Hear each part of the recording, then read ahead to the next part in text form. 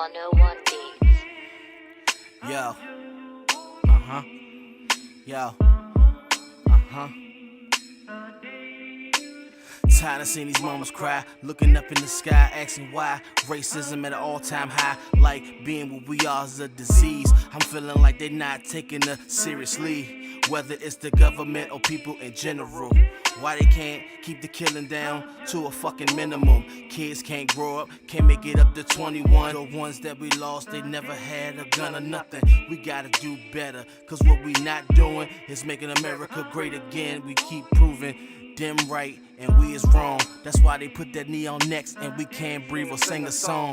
Protest shouldn't turn to looting, arrest shouldn't turn to murder. We all gotta come together to make it better. It won't happen overnight, but I bet we can change some. Yeah, now take it back. Take it back, take it back. Now take it back, take it back. Now take it back, take it back. Protests shouldn't turn to looting, arrest shouldn't turn to murder. We all gotta come together to make it better. It won't happen overnight, but I bet we can change some. Yeah, now take it back. Take it back, take it back. Now take it back, take it back. Now take it back, take it back. Looking at the news or even social media, hearing killing after killing, yeah, they downing us on media.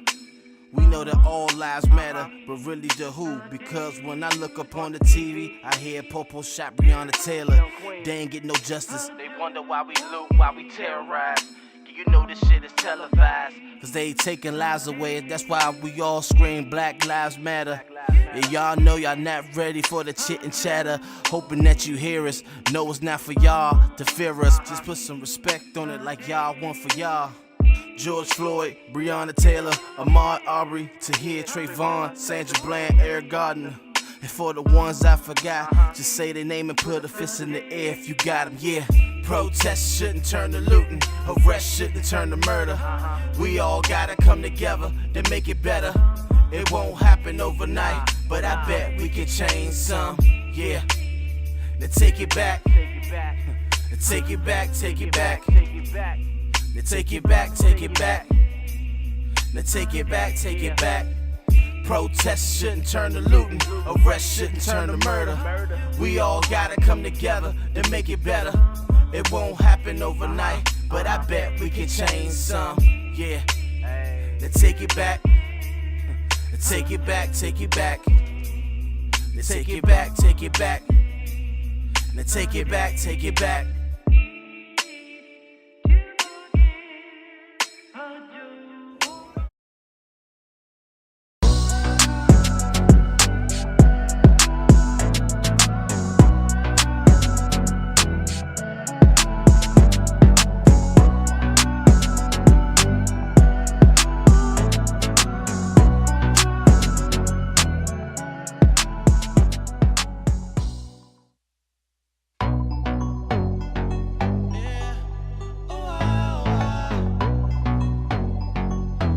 Aston made it up.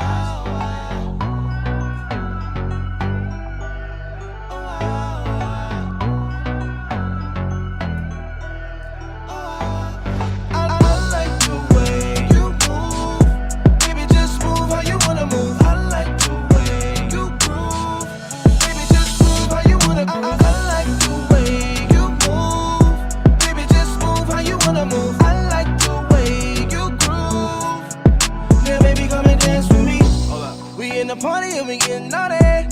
You know I'm here just to rock the party. They want me to do something, but I ain't even trying to choose nothing. I seen shorty with a nice body. You already know, yeah, she a hottie. About to hit up the bar right now and see what's going down. You know I'm trying to go hard. I'm out on the dance floor. Baby girl, I see you moving and grooving. I'm tryna get it with you, lady, and I don't need you, baby. When you come with me, you gon' be dancing so free. Go shorty, it's your birthday. Keep moving and grooving, but don't hurt me. Go shorty, it's your birthday. I know you're moving in the worst way. yeah. So come and dance with me. I like the way you move. Baby, just move how you wanna move. I like the way you groove. Baby, just groove how you wanna move. I like the way you move. Baby, just move how you wanna move. I like the way you groove. What it do, people? You already know who it is. It's Yep. your boys. You know, we coming to y'all a little late. You know, little something we had to handle earlier. We had to go shoot some shit up. I don't know what's going on, bro. Bro got figured he trying to make sure his glasses. So peep game. So some of y'all might remember we took a trip. We took a vacation back in November for this man's birthday. October. Took a vacation. Yeah, sorry, apologize. Late October. I'm sorry. It was so fucking close to November and shit, whatever, and it almost felt like it was like boom, October, and almost like a weekend or two afterwards and shit, whatever, was right back over your crib. Yeah. It was like a crazy turnaround time. Went over there. The last day we was on vacation, my glasses got my fucking shits just on this side just kind of whoop. Came home, super glued the shit back together. Right. Cool. Weeks later and shit, beginning of this year, the other side did the same thing. Whoop. Super glued that shit back together. Now, this part on this side was sitting straight up. This one on this side, the shit could close, but the one thing I asked anybody who was handling my glasses, if I asked them to hand them to me, whatever, don't close them. Because you close them, I'm fucking shit. Well, my terrorist child and shit got a hold of my glasses and she closed the motherfuckers.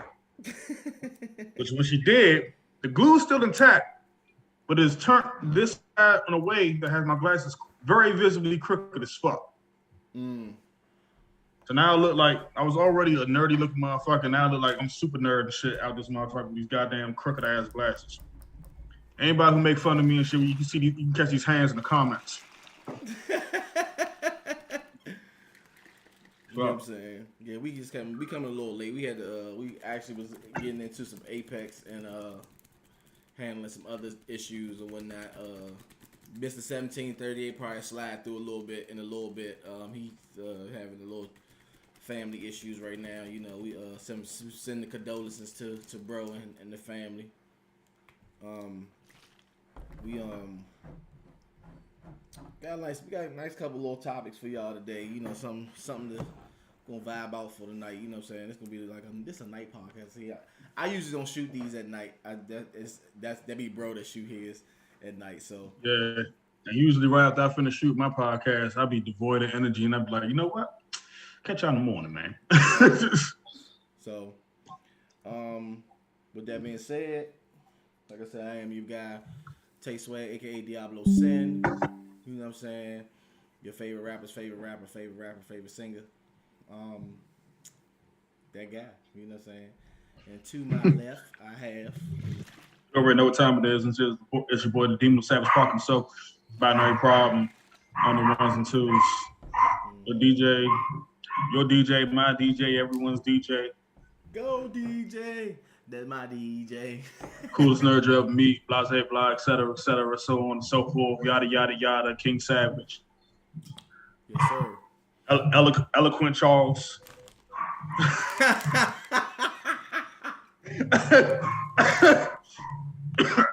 I apologize. Y'all probably hear some background shit. I don't know what they're doing upstairs, but my bad. I'm gonna leave my mic on and off during the course of the podcast. That's all right. It's nothing but I got the puppies want to talk too. I want them to shut the fuck. Anyway. So, with these final, because we coming up on the Super Bowl. You know, we got a couple more. Got like 5-6 days, 4, 5. Maybe what's today? Tuesday. 5 more days until the Super Bowl. So I'm sticking with my shit. I'm sticking with Cincinnati. You are 100% positive that Cincinnati. All right, well, let's see. I saw. Hold on, I'm gonna find it real quick. I saw. So as the fact that my team is an AFC team and shit, whatever, by default, I want Cincinnati to fucking win. It's like, well, we couldn't be there. Someone from the conference to fucking win. You know what I'm saying? Right. So on that side of things and shit, whatever, absolutely. That being said, LA has had a very good season. That's not to take that away from fucking Cincinnati and shit, but they've had a slightly better season than the Bengals have had. Now, also, nigga OBJ is very, very excited to be at a Super Bowl. Oh yeah. And outside and I believe him and Matt Stafford, they the two individuals who probably have been long overdue for a Super Bowl ring. They've long been overdue for a Super Bowl ring. Yeah, I'm about to say Joey B. Matt Stafford more so ODB. OBJ, whatever his name is. I mean, yeah, absolute. Noodle hair. Absolutely. Sir Oodles and Noodles.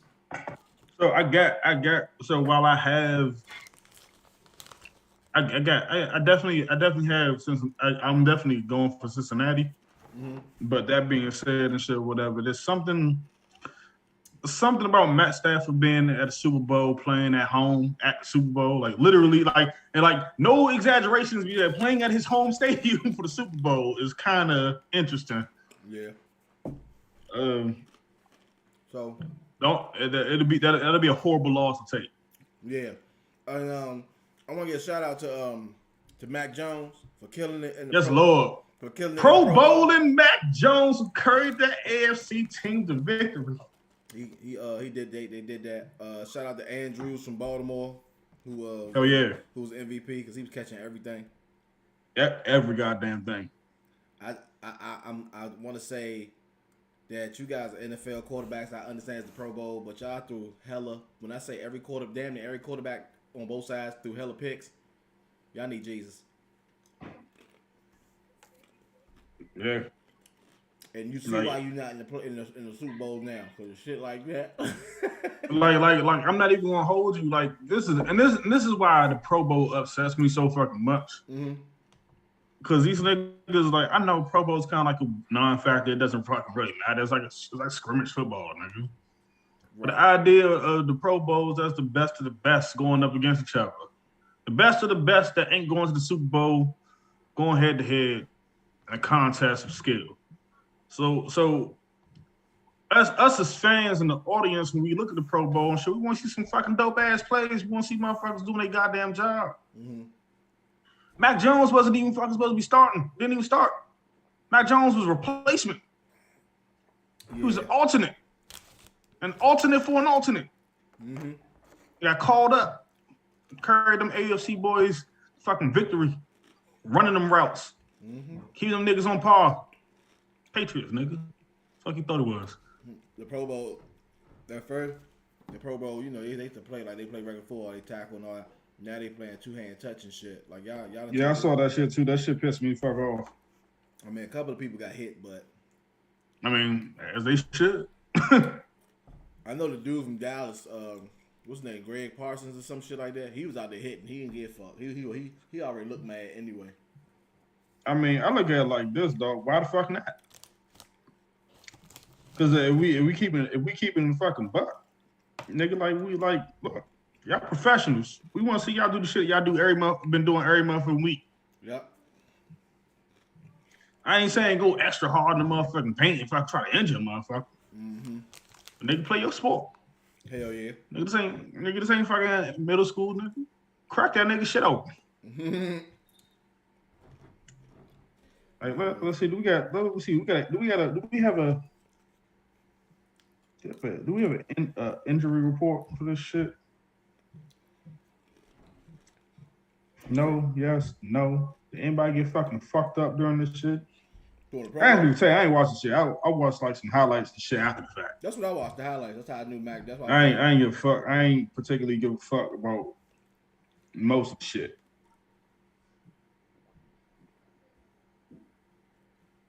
Yeah, the Pro Bowl was like I said, I don't really do the Pro Bowl anyway, but because I wanted to see Mac Brown because I know he ended up getting nominated or whatever. So I was like, yeah. Cause I like Mike Brown. Yeah. So yeah, you know what I'm saying. And what's this out here? LeBron's supposed to be leaving the Lakers to play with Bronny. Yeah. So a thing came out, and I'm trying to pull it up. I'm gonna real quick search this shit. Mm-hmm. All right. So this was a rumor that pulled up. Shit. Rumor literally yesterday. And the rumor is that this nigga LeBron James would lead the Lakers to play for some.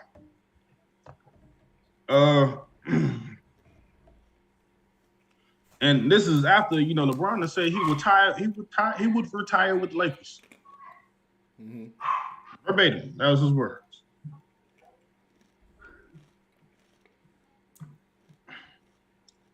With that being said, like that in I believe 2 more years, LeBron will be eligible for the draft in 2024. Oh shit. LeBron will be 39 at the time. He'll still be, you know, and let's keep it a buck and shit. LeBron still got a couple of years left in him and shit, whatever, physically and shit, whatever. Yeah. Not too far along from Mr. Tom Brady. Shout out to the GOAT who fucking retired. I'm about to say, He's look at Vince Carter. Vince Carter was in his 40s when he Vince Carter, man. Vinny was out here fucking for a brick. How old was Vince when he said fuck it? It was like 43.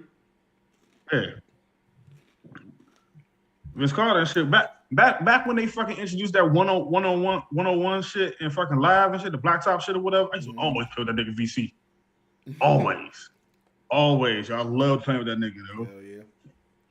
The way the nigga handles the fucking ball, dog. That shit.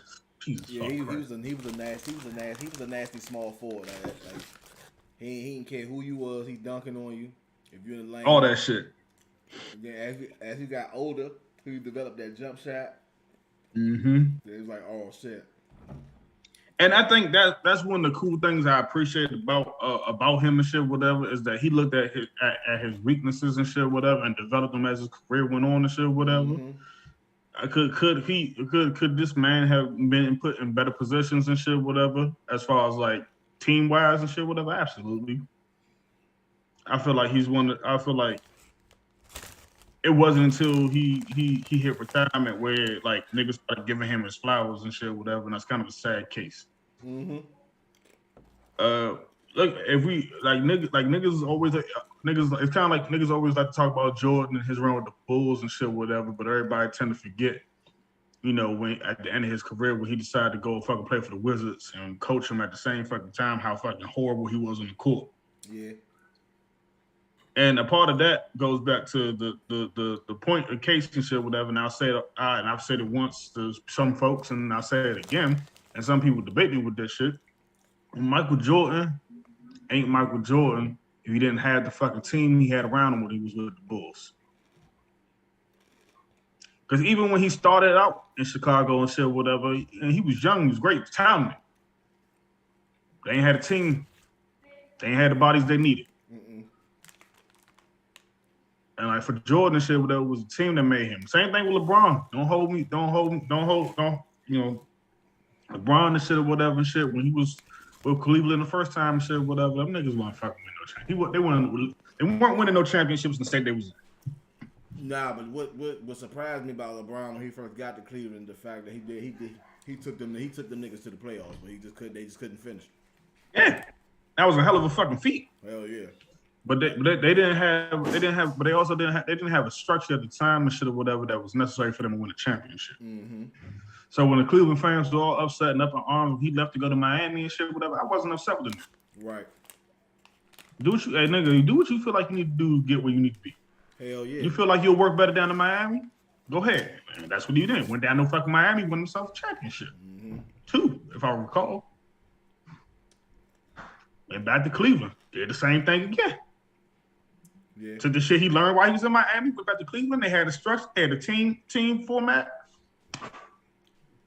Ran that shit again. First year in LA, what'd he do? Won a championship. Once he went back to Cleveland, that's when he became the player coach. Yeah. because he understood. He literally went to Miami and learned what they were doing wrong. What they were doing wrong. Because he went down that motherfucker. He was able to have part in who get traded, who gets sent. Like what? There ain't no NBA player No NBA player in the history. None of them was able to do no shit like that. So I was like, okay, that's cool. But I still hated him because the nigga knew he knew what he was doing. That's what it's like. It's just like him, Tom Brady, Floyd Mayweather. I hate them. Well, I ain't gonna say I hate them, but they. Ooh, excuse me. That wasn't nice for me to say. That was calm. somebody said, "You bastard." But nah. No, you ain't wrong though. But you gotta respect what they've done in their sports. You know what I'm saying? You gotta respect Tom Brady for why people call him the GOAT. You gotta respect LeBron why they call him the GOAT. You gotta respect why you know what I'm saying, Floyd Mayweather is one of the only. Well, he ain't the only one, but he's like one of the greatest undefeated champions. You know what I'm saying? Like, yeah. Come on, man. You just you know what I'm saying? You gotta get them their roses, man, because they, like I said, you know what I'm saying. Sports would probably be a little different if nobody was like that. If it was just everybody just played it. But I feel like them specific players, and then in each aspect of their sport, they did make the game. They made it interesting, especially like when playing Tom Brady. That was always interesting because it's always like which team can beat him. You know what I'm saying? So and it's like I say, it's only a few that can beat him. I'm happy that the Commanders was able to beat him. Yeah. I ain't gonna hold you.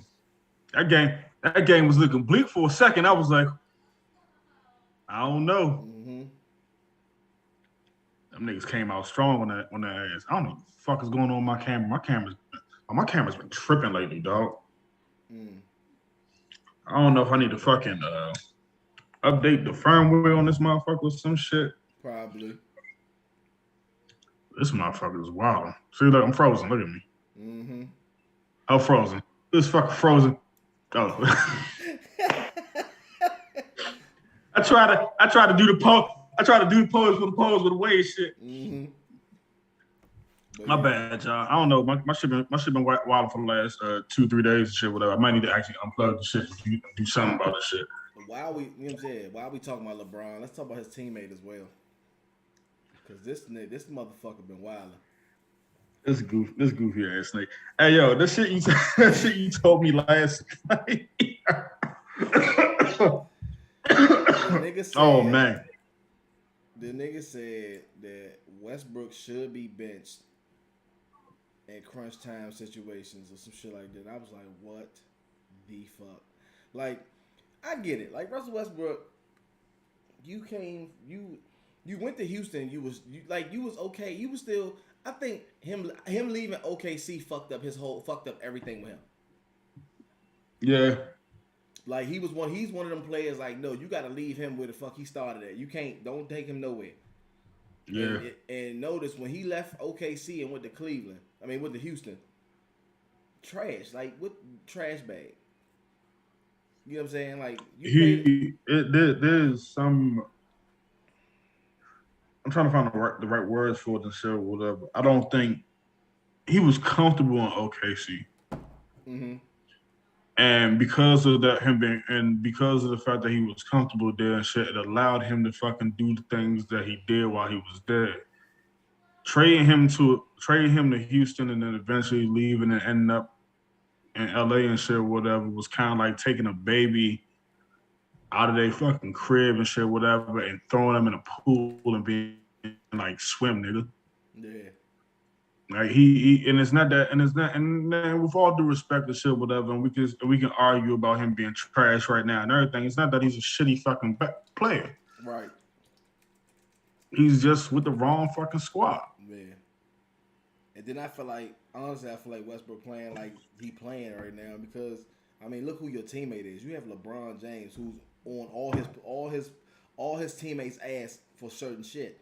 And he probably getting in your ass, so you probably just like, you know what, this nigga really yeah, blah blah. But my game, I'm shitting. So I feel like if West, I mean, and I feel like Westbrook still got a year, 2, maybe 3 left in him. So place him somewhere that he's gonna be comfortable. I feel like Russell Westbrook ain't comfortable with the Lakers because he's not that only star on that team no more. Because when he was with OKC, after KD left and Ibaka left, he was the star of that team. He was the one doing all the work. That's why he was getting all these triple doubles. Now you can't even get a triple single. You know what I'm saying? And then triple single, what in the flying F? I'm sitting up here. I'm taking a look at the Lakers roster real quick. Got their whole entire roster. Cause I don't, you know me, I don't know how old most of these motherfuckers is off top. That team kind of old, bruh. That team kind of old. Because LeBron and the Lakers are trying to prove a point where because you know how they say the old like how they always do like an older version of a starting five and the young version of starting five and say that the older guys will beat the younger guys. These are new elevated ass players. Like the game of basketball have evolved. This shit is not like it was in the 90s and the 80s and the 70s. This shit is a whole different ball game. So the fact that LeBron, Melo, KD, all of them in that era, y'all came in the early 2000s. Y'all playing in what I like to call the 2020 plus. Y'all these 2020 plus players is way different than y'all early y'all Y2K gamers, basketballers. This is like if Manu Ginobili and T-Mac and all of them are still playing, you think they can really still be able to run with these young boys? Hell no. Right. You know what I'm saying? So, you know, but I guess LeBron probably trying to prove a point, and he probably, you know what I'm saying, he probably feel like that they can, because like if you look at the team, even though they're older guys, you look at the team and you look at the names, you're like, oh yeah, they can win the championship. But how? On paper, you can win they can win a championship on paper, but then when you put their ass on that court, it's like, what the fuck are y'all doing? Y'all getting paid all these billions, and y'all like, come on. Oh, I got you. If I could be honestly, I feel like what's the name should be turning over his fucking grave right now. Let's turn my camera off real quick. I'm trying to fix this bullshit. No, you good. But I feel like I said, I feel like Kobe should be turned over in his grave because Kobe did a lot for that team, as well as Magic Johnson. You know what I'm saying? Oh, absolutely. Like they've done a lot. So you know, for y'all to come over here and even though Kobe gave you the mantle, but that don't mean that you had to come to LA. He was just giving you props, but you came to LA thinking that you was gonna be the new savior. And I mean, of course, y'all got the championship, but look how y'all got it. It wasn't even a full season. But let everybody else tell it, a dub is a dub, so you know, can't be mad with that. But at the end of the day, motherfuckers who really play sports, like you gotta, you know what I'm saying? Y'all ain't hooping. Then you got, you know what I'm saying? You got your center. Then you got your centers. Your centers is beefing with each other. You got fucking Davis and what's that tall flamingo? That nigga they got the fuck is it? Howard. Dwight Howard. Y'all them niggas they beefing like, come on, bro. Y'all on the same goddamn team. Fuck is y'all beefing for? There's no way y'all should be beefing playing. You know what I'm saying? Y'all should have the same goal in mind, and that's getting to the championship. But y'all ain't thinking about that though. You know what I mean? So I'm gonna go ahead. I'm gonna skip that. I'm gonna skip the games for a second. I want to talk about this guy. I want to talk about these TV shows because a lot of these TV shows is making some noise right now. You know what I'm saying? Oh yeah. Especially let's talk about the finale to Power Book 2. Man, look, dog. Let me tell y'all straight up off jump first and foremost. I'm gonna start off by saying this straight up. Mm-hmm. I should be shocked and appalled with the fucking with the writing staff at this point. Mm-hmm. I'm not. At all. A couple of things, shit, or whatever about that episode. Shit, I think that episode did a very good job at fucking proving to Tariq is not as stupid as he claims he is. Very much so. A lot of Tariq not. The episode felt like to me and Tariq was not making a lot of the same mistakes as Pops made. Mm-hmm. He said great. He also said that too. Tariq, he said that when he was talking to Davis. Mm-hmm.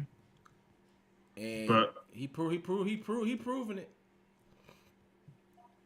Yeah, that he definitely is. Time and time again, and shit. But Tariq's fucking proving that he not another fucking failed St. Patrick kid. Right. And like I holistically like in this episode showed that he wasn't as stupid. Well, most of the episode. Yeah. And we about to get there's one little problem issue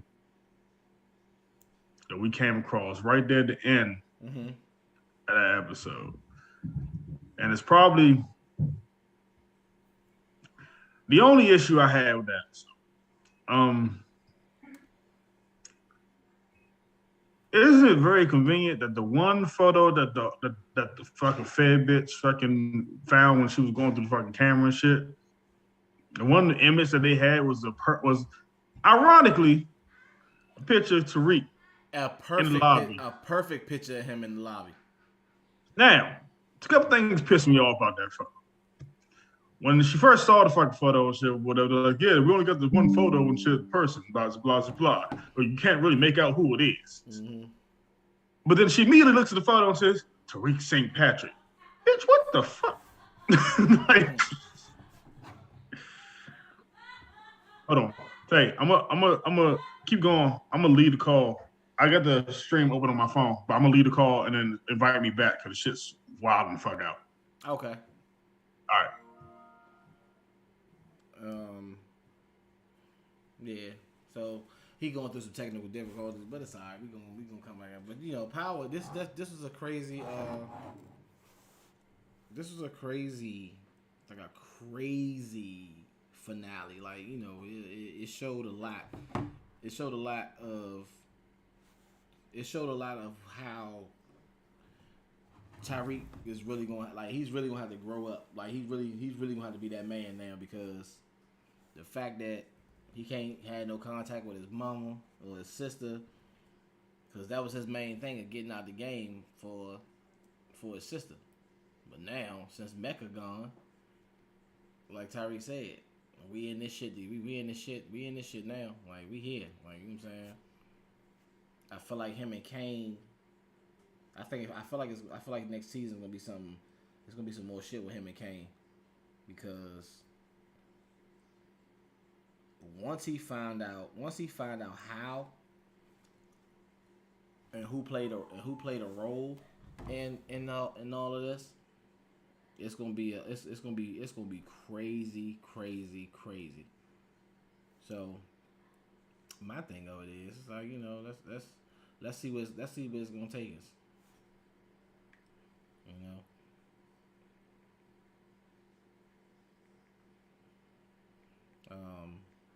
Gotta hit the bro up. You know what I'm saying? Cause he wanna do something.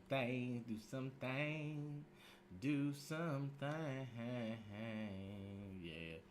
You know, we living in the moment right now. Like, this is where everything is just going the way it need to go. So we living in that moment.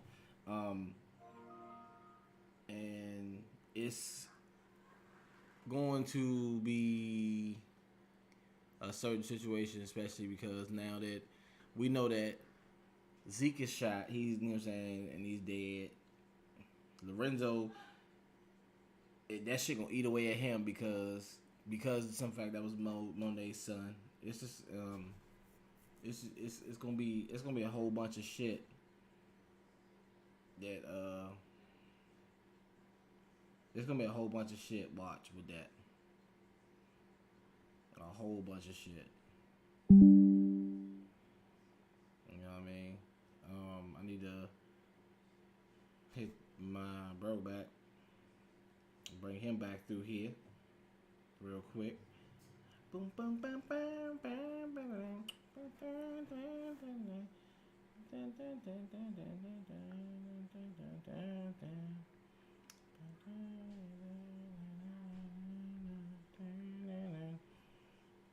boom. There. Shit is motherfucking shit crazy. So we just trying to get everything to a certain point where we can get everything done and moving the way it need to be moving. Like I said, excuse me, y'all. Told y'all this is one of them late ones, man. We don't even what's the name this late, and it's just crazy because I'm trying to get all of this together and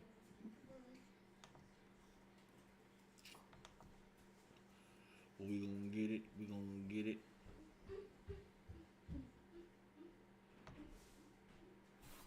I mean, All right. And we're back. All right. My camera looks shitty now, so I'm using my laptop camera. That's all right. We Worse than my actual camera. You niggas can hear me, so that's what matters at the end of the day. Yep.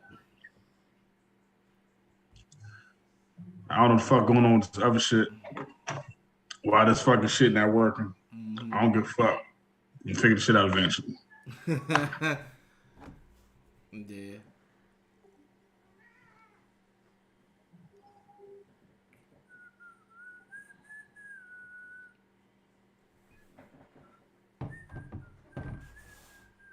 But yeah, like I was saying, like now there's like I was saying, like now that Zeke gone, Lorenzo is shaking in his motherfucking boots because when Monet find out that it was him, I want to see how this shit gonna rock. I want to see how this shit gonna rock off. Because technically, like nigga, that's her son. So we got Lorenzo got some splaining to do. Like he got some Hey. splaining. Yo, What's good? What's good, Brody? messed up. You know what it is. You know what time it is. What's up with you, player? Ain't nothing, man. You know, another day. Trying to make the best of their day. What's up, y'all, man? That's the 1, 2, 3, 4, 5, 6, 7. All right, cool. All right, we back with it. Camera. I ain't good? my shit ain't stuttering no more. We good. Nah. We good. Yeah, you good, Wes? We can hear you. All right, Yeah, you straight. You know, we were just talking about a little bit of TV shows and whatnot. Yeah, that nigga Zeke. The backlash of that shit is gonna be long reaching. Yeah. You killed the dummy of the TV show. The morons. Who in real life went to the club in DC and had the DJ play that stupid ass song, and now he's a fucking meme. Song was dumb as shit, dog. No, I said What made it worse is when I heard the shit the first time, all I heard was like I didn't really hear the lyrics. All I heard was like the beat. Mm-hmm. I was like, the beat okay, I guess. And let me preface this. I don't think that he has a bad voice. Mm-hmm. But the lyrics to that song was fucking garbage. Yeah, that shit was trash. That shit was booty. What song y'all talking about now? So you know, you been watching Book 2, Power Book 2, Ghost? At all? The intro of it? I mean, the show in general. Have you watched any of it? Nah, I'm told. I'm still on. You know, I'm back yonder. All right. Look, my nigga. Yeah, We got a character. First and foremost, you fucking up. Number two. I understand that. I've been told. Number two, we got a character in the show named Ezekiel Cross. AKA Freaky Zeke. Freaky Zeke. Uh-huh. College student. Basketball star. Okay. NBA 1 draft. He's a fucking moron. His whole family is a bunch of drug dealers and killers and thieves. Okay, I ain't got to ask you back. Okay, all right, go ahead. This dumb nigga don't know shit. Nothing. Looking crazy.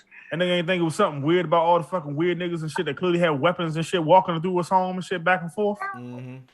Everybody going to secret meetings and shit, and ain't nobody making him privy to them shit. Seeing they know was off about that shit. He's a fucking idiot. But this nigga, he was on his get out shit. This motherfucker came to a club in DC. It's called like Sax Lounge or some shit like that. Played some fucking lame ass fucking song that he got. Shit was trash, my nigga. Yeah. Here. Yes. In the district. Yep. Yes.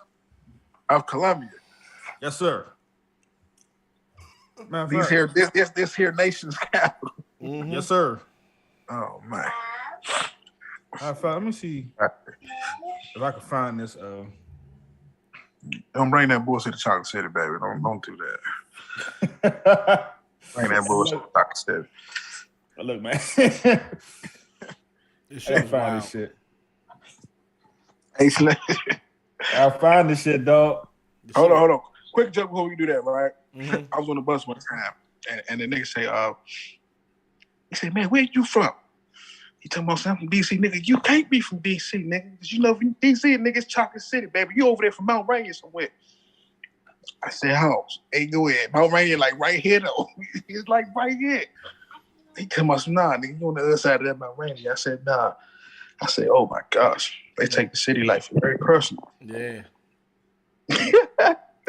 Very personal. For a nigga to tell you, nah, you not from DC, nigga, you from Mount Rainier. Hell Yeah, nigga. like he said, they mean you from over there, Mount Rainier. Like, All right, hold on, peep this shit.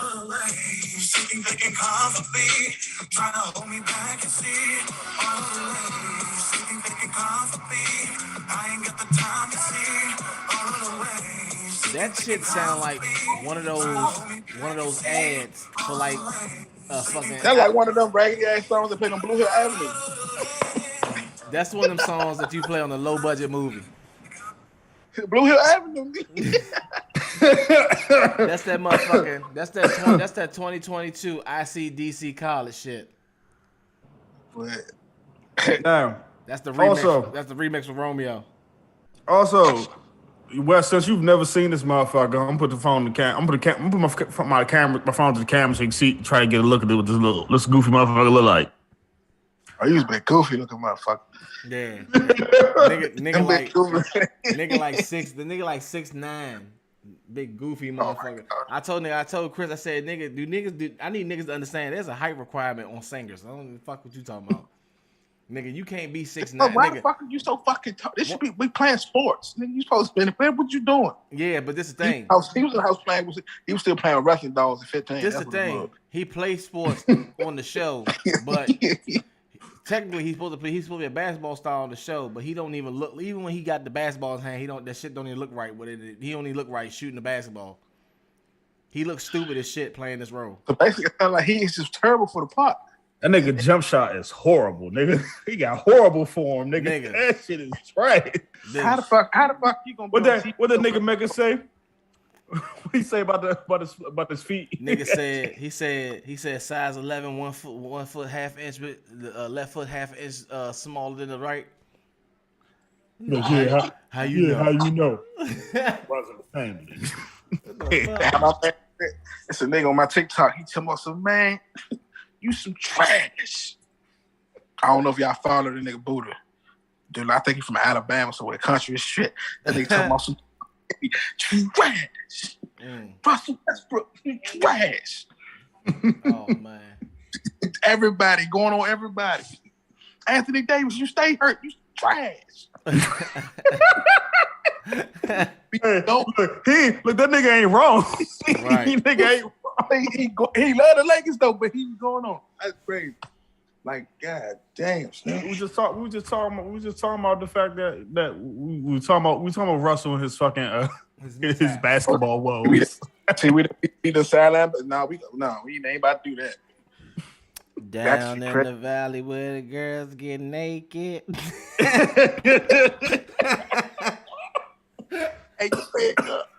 Hey, I like that. That was a good one. I liked it. That was great. You know what I'm saying? I'm gonna throw it out there. That's how you do it. So, Wes, preface this. I started watching P-Valley last week at this man's behest. Hold on, wait. Okay. Now. Now, before you ask me, it's about 10 episodes in this first season. I think so, yeah. All right, so I'm about halfway through this motherfucker. Actually, yeah, the episode I watched last night was when Mercedes was supposed to be doing her last dance. We got that little murder track. She beat her mom's up, et cetera. And the episode ended with her and her mom's getting locked up. Yeah. All I'm gonna when you get to the prayer after that, it's yeah. That prayer was the best. That's the wildest prayer I ever heard in my life. Oh, you talking about the prayer when they on stage? See, that I saw that already though. I saw a clip. It's a no. All right. If you talking about when fucking Uncle Cliff was giving that fucking speech when he had everybody to work in the club on stage shit whatever before they opened up and shit or whatever. Early? Now that was like late, that had to been like late or some shit. Yeah. I haven't seen that in the show yet. Oh no. No. Yes, down the road. That nigga I like it, bro. You gonna fuck with it when it's all said and done. Oh, I'm already fucking with the shit. Because I asked the nigga, I saw a clip from the shit. Cause when the nigga told me that nigga told me, nigga, you don't watch P-Valley? I said, nah. I said, hold on. Then I watched that shit one day. I was out working at NIH. I'm like, motherfucker. Like, nigga, what the fuck you watch? I said, nigga, watch P-Valley, nigga. Leave me alone. Nigga, I'm in the cut by the computer. Leave me fuck alone. Right. I got a whole hour. Leave me fuck alone. Like, hey, that's my P-Valley shit. I'm just waiting on the second season. But I ain't gonna hold you. The nigga Lil Murder that's a wild nigga. But that motherfucking song. That's on hard. Oh, what? You said what? Marcus. Yeah, LaMarcus. Yo. Also, never done it surprised me. Mm-hmm. And it's mostly I think because when you think about stars, when you think about stars, you think about power immediate. Right. Yeah. If you think about the amount of nudity and sex or whatever and power and shit, and it's kind of nothing crazy. Something like the craziest shit you probably when you think about that shit particularly, like probably the crazy shit I saw in the whole of that whole series and shit was when Tasha gave Kane and son that show in the backseat of the car. Mm-hmm. That was possibly the most explicit thing we got in the entirety of that whole show. Yeah. The titty ratio in this show is fucking amazing, and I'm very happy that they're not like Instagram bitch titties. They're like regular everyday fucking titties. Yeah. Normal titties, real titties.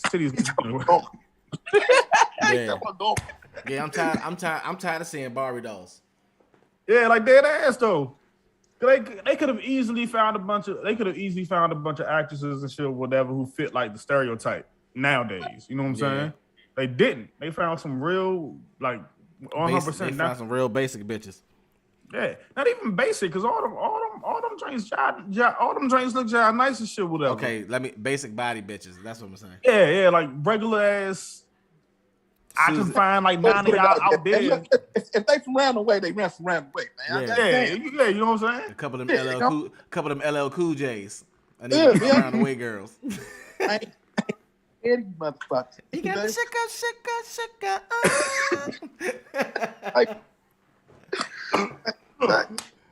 Oh shit. But yeah, I feel like shit. Yeah, I just feel like we like it. Y'all didn't find that shit amusing that the name of the city in that down in Mississippi was Chucalissa? Oh no, I do. Yeah. Every time. Hey, but look, specifically, nigga. Specifically, Every time the mayor says that shit, I fucking die laughing, dog. He said, I'm the motherfucking mayor, Chuckalisa. He come out. Look, what he tell him? He come out. Calm down, goddamn. What the fuck? One, Yo, he be talking to his fucking assistant any type of motherfucking that way threw and me. shit. Listen, that threw me off too, because I'm sorry. As a grown man, I'm not calling another go. I don't give a fuck who you are. I'm not calling you another. I'm not calling another grown man God Daddy. He said, I'm gonna take care of everything, God Daddy. What the fuck, nigga? Is he fucking you too? The fuck? Then this nigga, that same nigga, you dealing with, leave that light skinned girl alone. You got a whole wife at home that's a fucking doctor that looks 10 times that look a little bit better. That look a little bit better than her. I'm about to say, nah, we ain't about to do that. We ain't about to do that right there. So y'all saying the light skinned girl look better than his wife? A part of me wants to say yes, sir. This all for the back. This my thing about that shit. I mean, listen, but look. Hey, that's your listen. I ain't knocking it. I went to look. That's your opinion. Look. One thing about me when I watch shows and shit or whatever, especially when there's a bunch of motherfuckers I ain't never seen and no shit, nothing else before for real. Mm-hmm. First thing I do, I go and fucking Google and look all these motherfuckers up. Mm-hmm. That bitch bad, dog. Oh no, I get to her. Nah, she cold, bro. She cold. Nobody cold, man. Cold as dirt, man. She just look a little janky on the show and shit. That nigga said janky. Hey, go ahead, man. This nigga said janky. nigga, that bitch tub dirty as shit, dog. That bitch tub like. Hey, go ahead, cut. He come out. Hey, yo. Hey, that wasn't her tub. Right.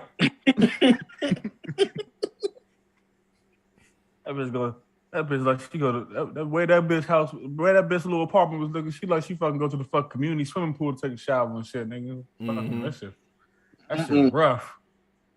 That shit is rough, my nigga. I ain't never seen no shit like that, dog. Yeah, newspaper on the motherfucking glass. I ain't seen no shit like that since I was younger.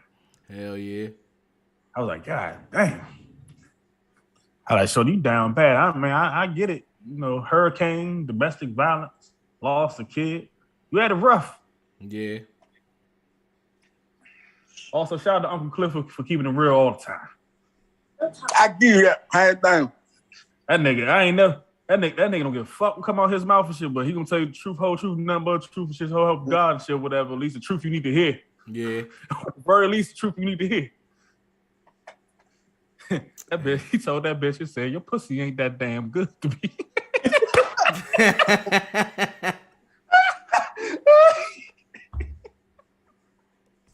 Hey, go ahead. Hey, bro.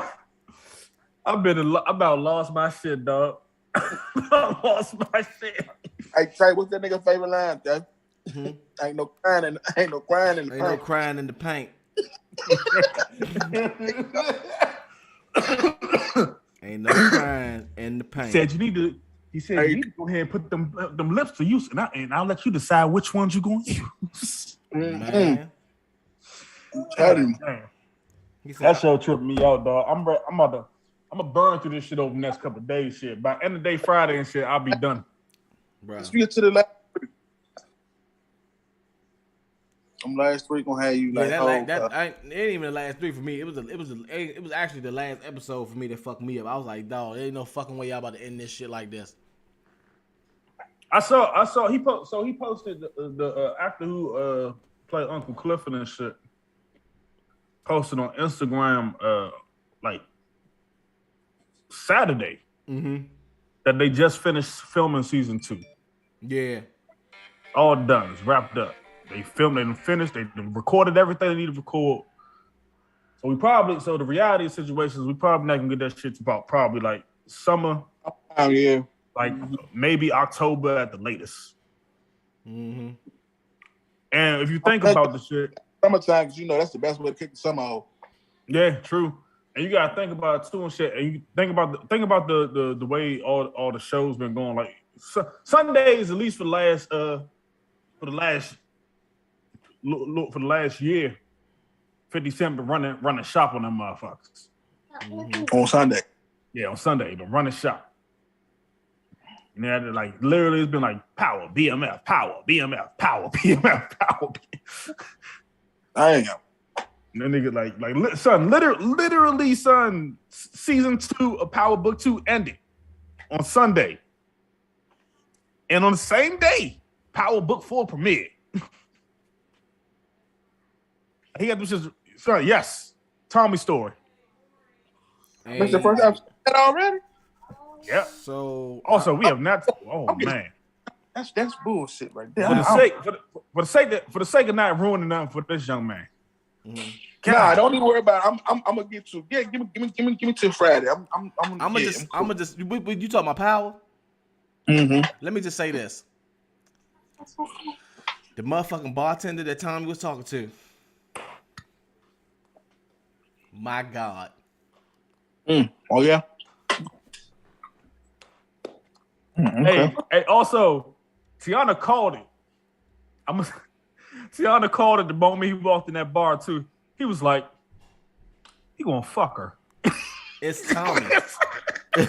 It's Tommy. As soon as he walked in the bar, Tiana looked me dead in the face, said, "He about to fuck this bitch." Hell yeah. But nah. But look, not even 15 minutes later. That's gonna trip. That's one thing. And the other thing is this nigga's brother. Yeah. I want to know how this nigga gonna play out in this. That's what I think out of everything that happened in that first episode, that is the thing I'm more curious about than anything else. Yeah, because how you like nigga, your mother was sleeping around. Like nigga, you got a black brother. Like I think I don't know if it was there for you, but it definitely caught me off guard. I was like, what? Yeah, it threw me off once he was like, that's my grandmother. I was like, no, it's my grandmother. Then he's like, what you know about this? And then he showed the tattoo. I was like, oh shit. I said, yeah, they family. They family. That nigga voice deep. Hey, his brother voice deep as shit. His voice deep as shit. Oh man. Yeah, bro. Yeah, you gotta watch that shit, man. That shit. Whew. Yeah, I seen the commercial for the season of Tommy. And shit get blown up as usual. Niggas just like, yeah, who won it? I got it. So, right. I think Tommy shit gonna be episode to episode fucking chaos, man. Oh, hey, when he link up with Diamond and them, yeah. Because but he gonna play a connect. Tommy gonna play the connection. He gonna play connect the dots with these niggas. Mm-hmm. Jesus Christ, man. It's a lot of good fucking TV out right now, man. I'm fucking very excited about that shit, man. This shit is dope. Man. How they say it in Baltimore? Hulu and fucking HBO, Paramount, all these streaming apps, bro. I'm loving it. I'm not now HBO, not so much because you ain't really giving me nothing. I mean, you gave us a couple movies off the rip. Cause my thing over there is like, you bitch, you could have gave us Batman. I'm about to say, when it came out. I went and glanced and caught that episode of Euphoria on Sunday and shit before I know you said you turned the fucking HBO off and shit for a hot second. Nigga, watch that episode on Sunday. Mm-hmm. This bitch Zendaya about to get the Emmy, dog. Again. Oh hell yeah, she better. If she don't, then no. All her son, the episode that premiered this past Sunday, son. Nigga, every bit of her drug dealing bullshit caught up with her in that episode. Yeah. Full circle. Like when I say she burned every bridge she got, she burned every bridge she got. And then she ain't got no choice. She ain't had no choice but do what she did. Look, even better. Since she burned every bridge that she got, she decided to burn everybody else's shit too. She said, "Okay." Everybody spot up She on said, "All Sunday, right, dog. bitch. You don't want to. You don't want to comply." My favorite. Look, everybody was trying to hit her with some intervention shit or whatever. Her mom was there and shit. She was sitting at the top of the steps. She looked down at one bitch. She said, "Cassie," she was like, "Yeah, can I ask you a question?" She was like, "Sure. What is it? How long have you been fucking Nate Jacobs?" And she's like, "What?" She's like, "What?" And like Nate girl was in the background like this. Ray put hands. On, The whole mood of the room changed after that. Ray put hands on Becky. Nigga put hands and shit. She did put hands on her. and then Ruth slipped her ass out the motherfucking front door without anybody seeing her after she caused her all them problems. Wow. Yeah. She about to clean your house. I'm gonna realize fucking boycott all TV shows if she don't win an Emmy. I ain't gonna hold you. Yeah. Dead ass. You can't convince me she ain't no crackhead, dog. That's the most convincing TV crackhead I've ever seen in my life. Ever. So I've never heard of that show, fellas. So I don't know. Euphoria is essentially. You remember what that show that Drake was on, Degrassi kind of was like for motherfuckers when they was in their teens and shit? Mm-hmm. Imagine if that show had an R rating on it.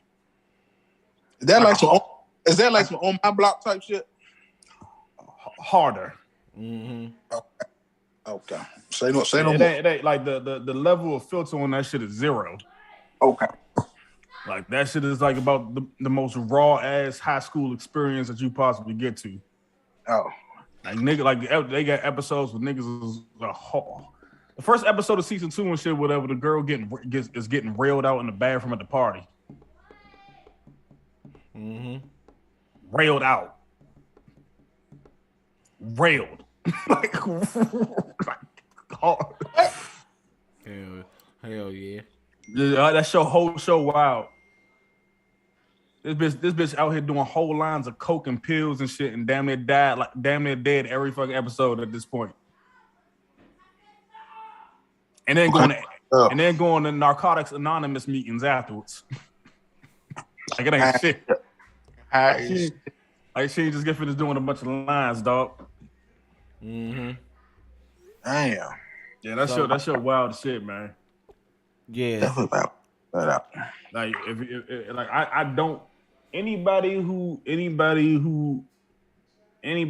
has been like sexually abused and shit, a recovering druggie, people who deal with like body positivity and image and any of that shit, like anybody who has like any type of triggers and shit, probably shouldn't watch that shit. Hey, Yolanda said Rue was like Diana at Sunday dinner. Yeah. That's the one. Bro. That's the one. That's the one. It was just like that, dog. Yeah. It was just like that, dog. I'm telling you, dead ass. That shit was fucking crazy. She was fucking everybody spot up, dog. Bro, that shit was crazy. She ain't get no fuck. She got tired of that shit. Yeah, she was like, y'all want to talk about me being a druggie? All you bitches got problems too. Let's address them. Like shit. And now after that, oh my lord. Yeah. Then we that shit, you know what I'm saying? But no. So let's get it. I want to get into this real shit, this real life shit before we had to skate off and whatever. So we got 2 major topics that we want to talk about. Pop your shit, pimp. So the topic I want to talk about is this racism shit in America, right? So now hear me out, because I was talking to my wife about it yesterday, and I got a little irritated, because I feel like with the whole world, we know it's racism. Racism is like, okay, so when you got racism, prejudice, all this shit, the base of the shit is racism. You get what I'm saying? So you got the base. So when you building off of that base, you gotta go to the next level. So whatever it is, let's say that's being prejudiced, whatever. Then the next level, you building on that shit. So it's for people to be out here. Like I said, I don't knock nobody who go out here and protest. I don't knock nobody that go out here and make, do videos on speaking on it. I don't knock activists, none of that shit. But I'm feeling like this. You trying to do something when at the end of the day, racism not going nowhere. So I feel like, me personally, I feel like it's sometimes that it's a waste of time to be out there doing all this when you know, well, you should know that it's not gonna do nothing, because if that's the case, then we wouldn't be dealing with racism now. You get what I'm saying? Like, it's something that should like what is it gonna take? Like, because this is the thing. Can't nobody say, oh, what is it? Like, can't nobody give an answer when we say, well, what is it going to take to stop racism? What's the answer? Nobody knows the answer because nobody. Actually, I have a solid answer to that. Mm-hmm. I've had the same answer for years, and it's and I brought this up again more so recently over the last 2 years with like everything that happened in the last two. Because like I believe almost all of us them probably had grandparents, parents somewhere down the line and shit that fucking was out there marching, protesting, right, getting water hoses and dogs and shit, as granddad would say. And the reality of the situation and shit. First and foremost, one shit, whatever, as everybody should already know, shit, racism isn't something racism is not something you just wake up and you are. Racism is shit that's taught. Right. Like your parents looked at you and said, those motherfuckers over there are fucking pieces of shit, et cetera, et cetera, et cetera, et cetera, and we are better than them, et cetera, et cetera, et cetera, so on and so forth. The only way that, in my eye, and this is just speaking from the strict dynamics of white people and black people. Gotcha. For I am not before I can only speak on that, for I don't know what else is mixed up in my blood. Right. And regardless of that, I am considered a black man, except only the term black man when being referred to, et cetera, et cetera. Right. In order for racism to fucking vanish and shit, whatever, in my personal opinion and shit, whatever, an entire generation of white people have to say, nah. Yeah. One whole generation, every single person in said generation have to be like, nah. Yeah. And that was my thing. That's what I was saying. I was like, because I think that is the power. Like that's a power. So if you take that power from them, then maybe things can move a lot smoother. But I said, you really think they're gonna let people take that power from them? No. You know what I'm saying? They thrive off of that shit. Our system was not built for us. Everything in the United States of America and shit was built for white people by white people. So even for all the Hispanics, the Asians, or anybody else of another color, especially you black motherfuckers who voted for you know who more than 4 years ago, I don't know what the fuck y'all thought y'all was doing. Right. And look, I done said this shit once before and shit, whatever. I know. Unlimited, okay. Whatever that is. I know for a fact, hands down, bar none. I understand why Donald Trump got elected.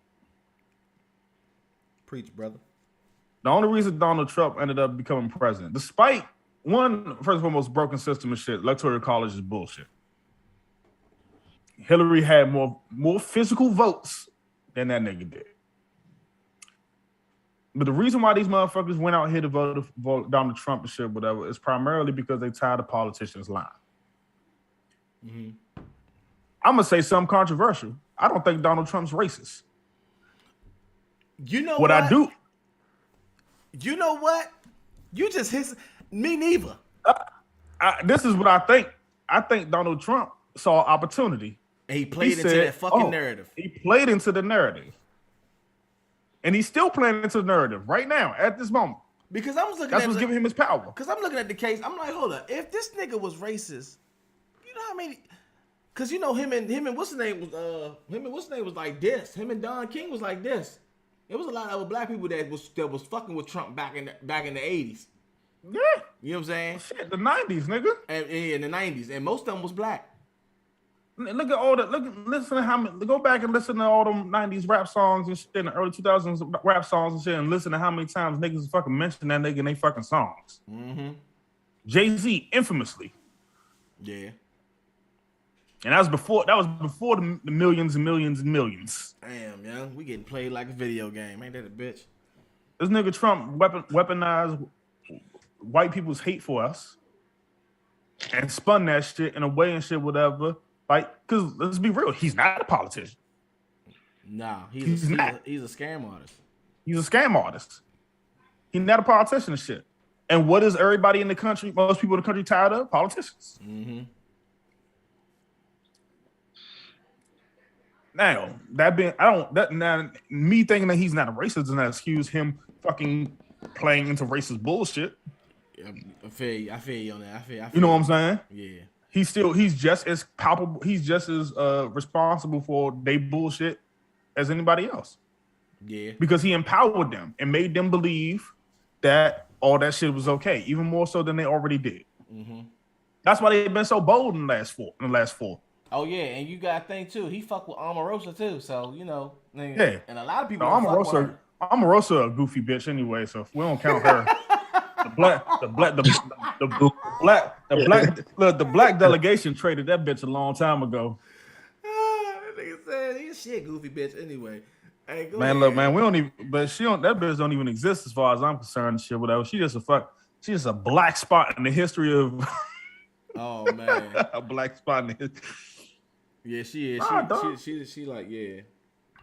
But nah, I don't know. I'm a nigga. I've historically, I think you seen the pictures, Tay. Mm-hmm. I historically was down. I was down there back in 2020 and shit before my daughter was born and shit, whatever and shit. Mochella marching with motherfuckers and shit. I had my camera out, took mad pictures and shit, whatever.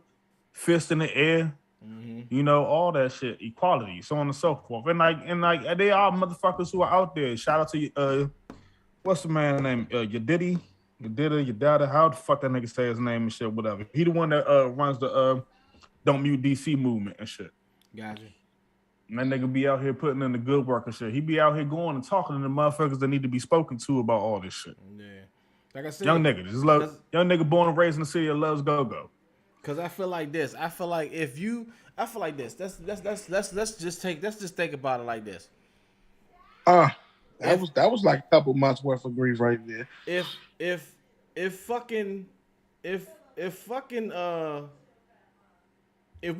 somebody say, hey, do you think the president if the president came out and said, hey man, you know, we need to stop racism, blah blah blah.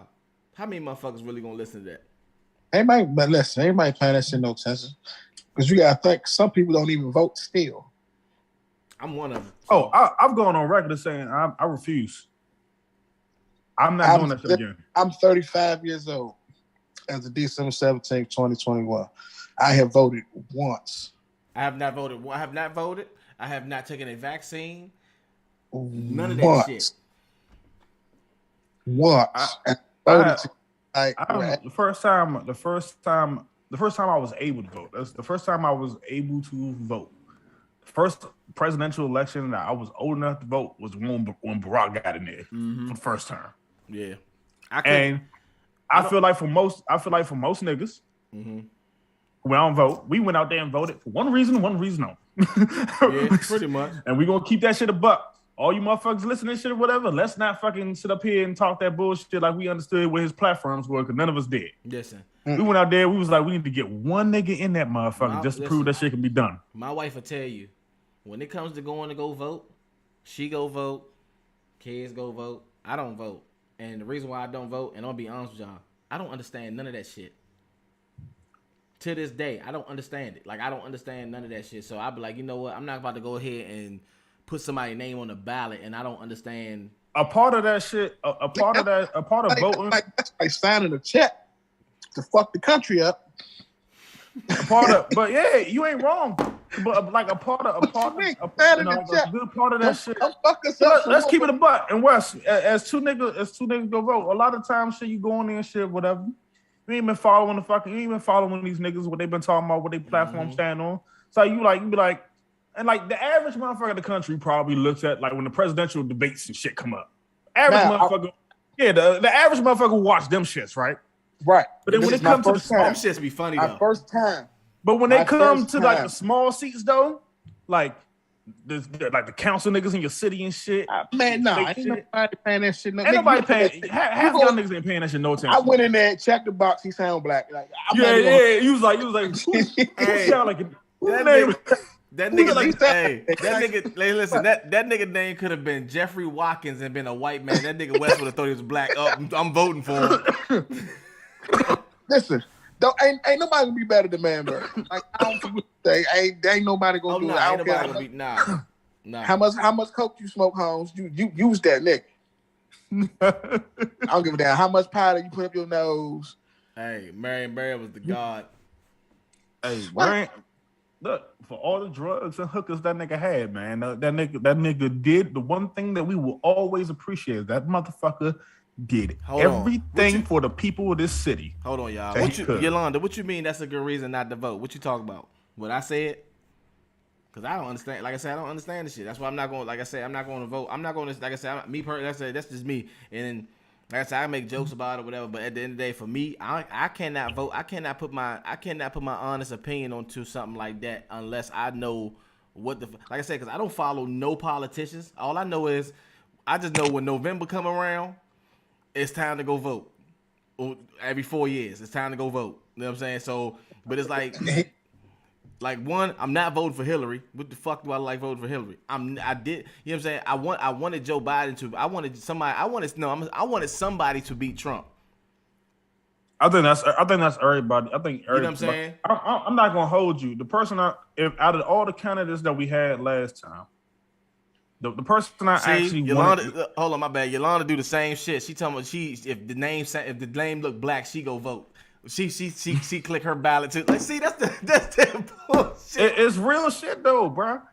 But like, look, I'm gonna tell you straight up, the person that I actually wanted to actually see win was actually Elizabeth Warren. Okay. The older, for people who watching who might not know who Elizabeth Warren is, the white lady, shit, Democrat, so on and so forth.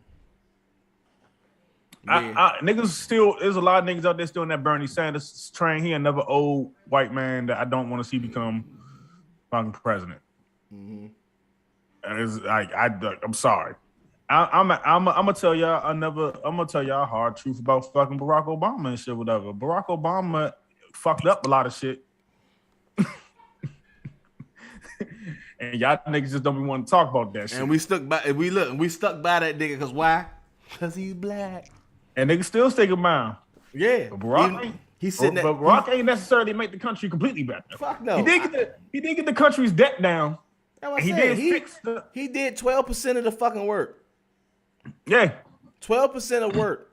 That's why. This They is also what made some this shit is what I was worse. telling you. This is what I was telling Yolanda last night. He did 12% of work. Now, don't get me wrong. I got all the respect for him because he's, you know what I'm saying, black man on the island of Hawaii getting blazed. absolutely. Him and Michelle still doing her thing. Michelle about to get a little award coming up because she was in the TV show. But you know what I'm saying. But you know, like you did 12%. So how much change did you? I mean, like how much? Now get it. Now granted, from what's going on, 12% is to some people is a lot of change. To me, 12% is not a lot of change. It's some change. It's not a lot of change. I say this all the time. For every Barack Obama could have came in here and pulled a miracle, changed the whole country's mentality about a lot of shit, so on and so forth, alter some shit. Right. But all that shit only maintains depending on if the motherfucker who comes in after him Right. keeps them same traditions and shit that he helped put in place for. Oh, question. So in the last, let me see, we're gonna say the last 5 elections, right? It's 20 years worth of elections, right? Okay. And you see these presidents, and you like, well, damn. Each step of the way, they done fucked up. Every single one of them. Who has dug the deepest hole between these last 5 presidents? Let's see. Last 5 presidents that we had. Let's see. Let's count. Are we counting the current one? Including the current. All right. So we got So we got Joe Biden, we got Donald Trump, we got Barack Obama, we got George W. Bush, and we got Clinton. Right. In order. In order. What you say? He said the last 5 presidents, including the current one and shit, whatever, which one of them has dug the deepest hole? Bush. I think Bush. He did a lot of damage. Bush did a lot of fucking damage, but let me tell you why Bush ain't number one. Nah, number one, hell nah. Me personally, I'm gonna say Biden, because like nigga, we ain't gonna say Biden. I'm gonna say what he fucked up at is you brought the troops home, but you left over millions of dollars worth of fucking artillery over the fuck there. If them motherfuckers figure out how to use that shit, they don't need to figure it out. They know how to use that shit. That shit, they probably already got their hands on that shit. If we keep it in the buck. Yeah, yeah, they do. That's what, nigga. Have you seen what's going on over there? Had that shit like Slim. Niggas is real life heated. You playing? You going in there? Y'all keep playing, fucking with them Korean folks like Slim. At one point I thought Donald Trump was trying to kill us on purpose. Like you was over there fucking with. Why is you fucking with them folks? They ready. They don't care. Yeah, they don't. Nigga, look. They don't give two fucks. Like, that nigga W, he was a fucking idiot. He was a fucking moron. He also used to do drugs, so I don't know why niggas thought that he was gonna make a great president. Like hard drugs. That nigga, like, nah, documented the truth. For those of y'all who didn't know that, that nigga was into some hard drugs. Yeah. All that being said, George W. Bush, the war that we ended up in while George W. Bush was in office, part of that shit was actually the majority of that shit is his father's fault. Yeah. Them weapons that them bombs and weapons and shit the motherfuckers was shooting us with and shit were weapons that his father had delivered. Stupid ass. So what I'm gonna say, George W. Bush. A lot of niggas always try to give George W. Bush a lot of shit or whatever, but they can't give a legitimate reason why George W. Bush did. Let me tell you, George W. Bush did a lot of shit, did some shit that was fucked up and that necessarily helped us. Fucking the prices of shit in the economy went up, all types of fucked up shit. The fucking debt went fucking skyrocketed to fucking astronomical. But what the fuck did y'all expect? It was wartime, nigga. Like shit. Yeah, that's what happens everybody was complaining about that shit, but nigga, all of y'all were kids the last time there was a serious war going on. Yeah. That we were in a serious war. Yeah. That we were directly involved in the actual war. All of y'all were kids and ain't no shit. This is what happens when you get in a war. Everything go up. That's the cost of playing the game. Yep. Yeah. That nigga was doing the best that he could with the hand that he's dealt. So I don't hold him. Same thing with drugs. Yeah. Same thing. Wintertime, numbers is fucked up. Yeah, absolutely. Like a motherfucker. You can't find shit in the winter. Niggas ain't coming outside. Niggas, hey, dog, if you don't catch me during the day. Wintertime, man. Nigga try to bust your head, man. Look, man, I got 254 zip. It's a cost of doing business, my nigga. Yeah, pretty much. Pretty fucking. So like for all the hate towards that nigga and shit, I ain't even mad at him. He did the best he could with what he was handling, shit, whatever. Did Barack come in after him and shit, whatever, and knock a lot of that debt down? Absolutely. Hell yeah. But Barack also caused a lot of problems. Yeah. Like me tell you one of the problems that he caused. Do you know why you niggas have to fucking pay a fucking damn near $600 fucking fee if you don't have insurance when it's tax time? Because of something that Barack Hussein Obama put in the fucking place. Which is dumb as shit. That's why they always ask you, did you have insurance throughout the whole year? Did you have insurance at all year? And if the answer is no, they slap a nice $600 fee. They slap a $600 fee to take out of your taxes based off of the fact that you don't have insurance. You know, something that you can't fucking help. Yeah. There could be circumstances beyond your control, which is why you could have had a job, lost that job and shit, whatever. Couldn't fucking get it. That fucking that affordable healthcare marketplace shit or whatever. A lot of them plans on there are actually fucking garbage. Yeah. Like shit. They are. I know I was at NIH. My shit was just nice, but they was busting my motherfucking ass with them motherfuckers. Oh, nigga, trust me, believe me, I know. Me and you, hey, look, I was up there at one point in time too, nigga. My fucking insurance was great. They was rocking my shit. But also, the truth of the matter is the plans on that thing and shit. Most of them, if you know anything about insurance and shit, and you look at them plans in that fucking marketplace, all them things are trash. Yeah. So you just better off going to get Medicaid. Better off going to get Medicaid. Nigga, I got Kaiser. You know what I'm saying? Permanente. Anything but the shit that's on that fucking shit is they give you the shittiest, most basic, bare minimum fucking plan and shit, whatever. Oh, And most of the shit you can barely fucking cover the cost of shit. Mm-hmm. That's shit. They try to run the check. Look, and now that's not me saying Barack Obama is the worst, because he's not. But he fucked some shit up too. Yeah. The only thing that Donald Trump did wrong.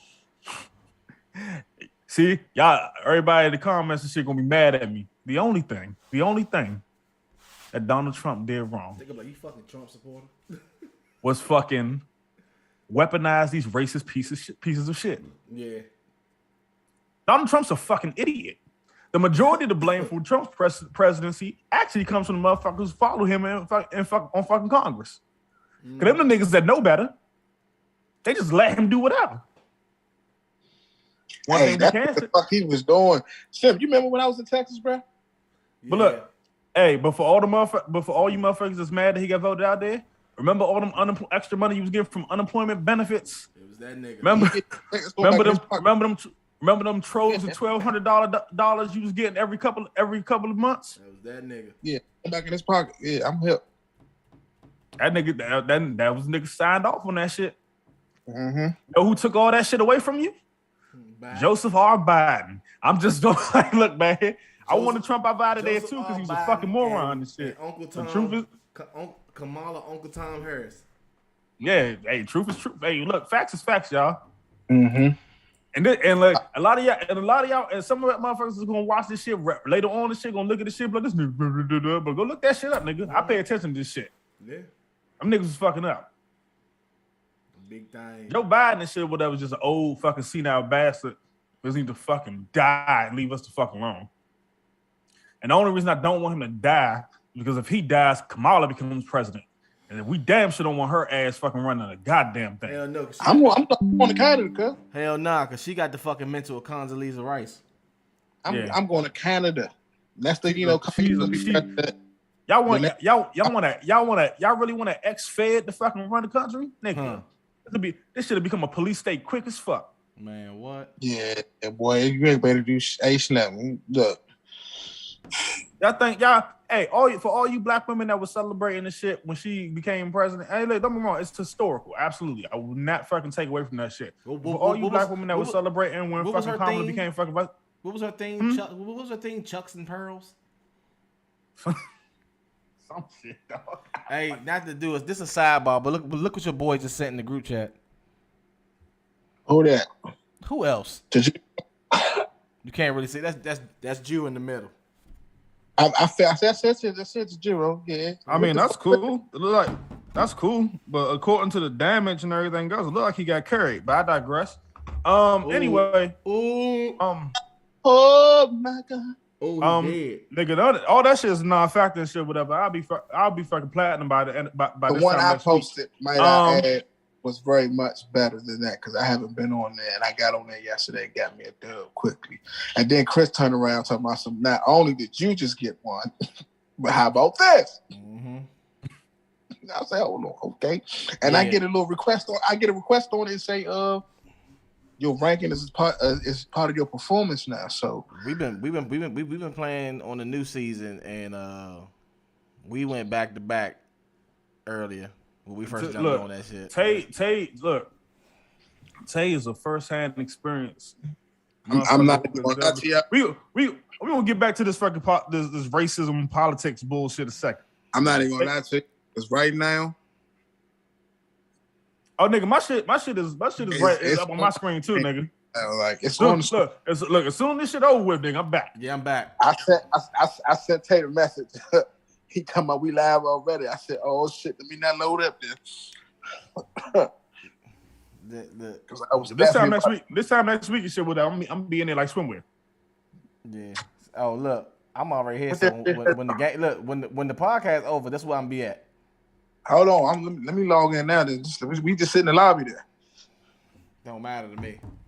Biden just need to die. We don't want Kamala Harris to become president and shit for obvious reasons. Yeah. All y'all that was celebrating her becoming the first black woman, blah blah blah. Remember, y'all celebrating this woman and her very Caucasian husband and shit, whatever. You know, the first vice man, or whatever the fuck you want to call that. Right, the first man. Feel free to remember. Feel free to go into the annals of history and tell me anything that Kamala Harris has done to legitimately help black people. Don't worry, I'll wait. She ran her mouth in Oakland, and so I want to say she tried her hand, and I think T.I. had to put her in her place. If that's the interview that I'm referring back to that I seen, that was very historic to me, because T.I. definitely put her back in her place. Like, you talked all this shit, woo, but what can you do about the communities and all that other shit? Like, T.I. put her in her place quickly. Like, you talking this dumb shit. I don't nobody want to hear none of that shit you talk about. Like, no, she's a fucking moron. Like, for real. That brings me to the number one fucking most reckless piece of shit president of the last 5 years. I never understood why black people fucking worship this man so much. Maybe it's because he got his dick sucked underneath his desk during working hours. Who knows? Maybe it's because he fucking knew how to dance. Maybe it's because the motherfucker could play the goddamn saxophone. Who knows? But William fucking Clinton, that's right, I ain't calling you Bill. I'm calling you by your government name. William. Hi, what's going on? Kenny G. You and your wife are pieces of shit. Yeah. You know how much money and shit these motherfuckers and shit or whatever fucking shuffled around to get into their fucking bullshit organization? Too much. They played you, black people. That nigga played black people like the Pied motherfucking Piper. Mm-hmm. And no, I'm not talking about R. Kelly. God damn. That nigga Bill was real live out here fucking like playing y'all niggas for fucking real. That nigga Bill would put some shit on a motherfucking hook and dangle that shit for niggas, and niggas would bite onto that shit.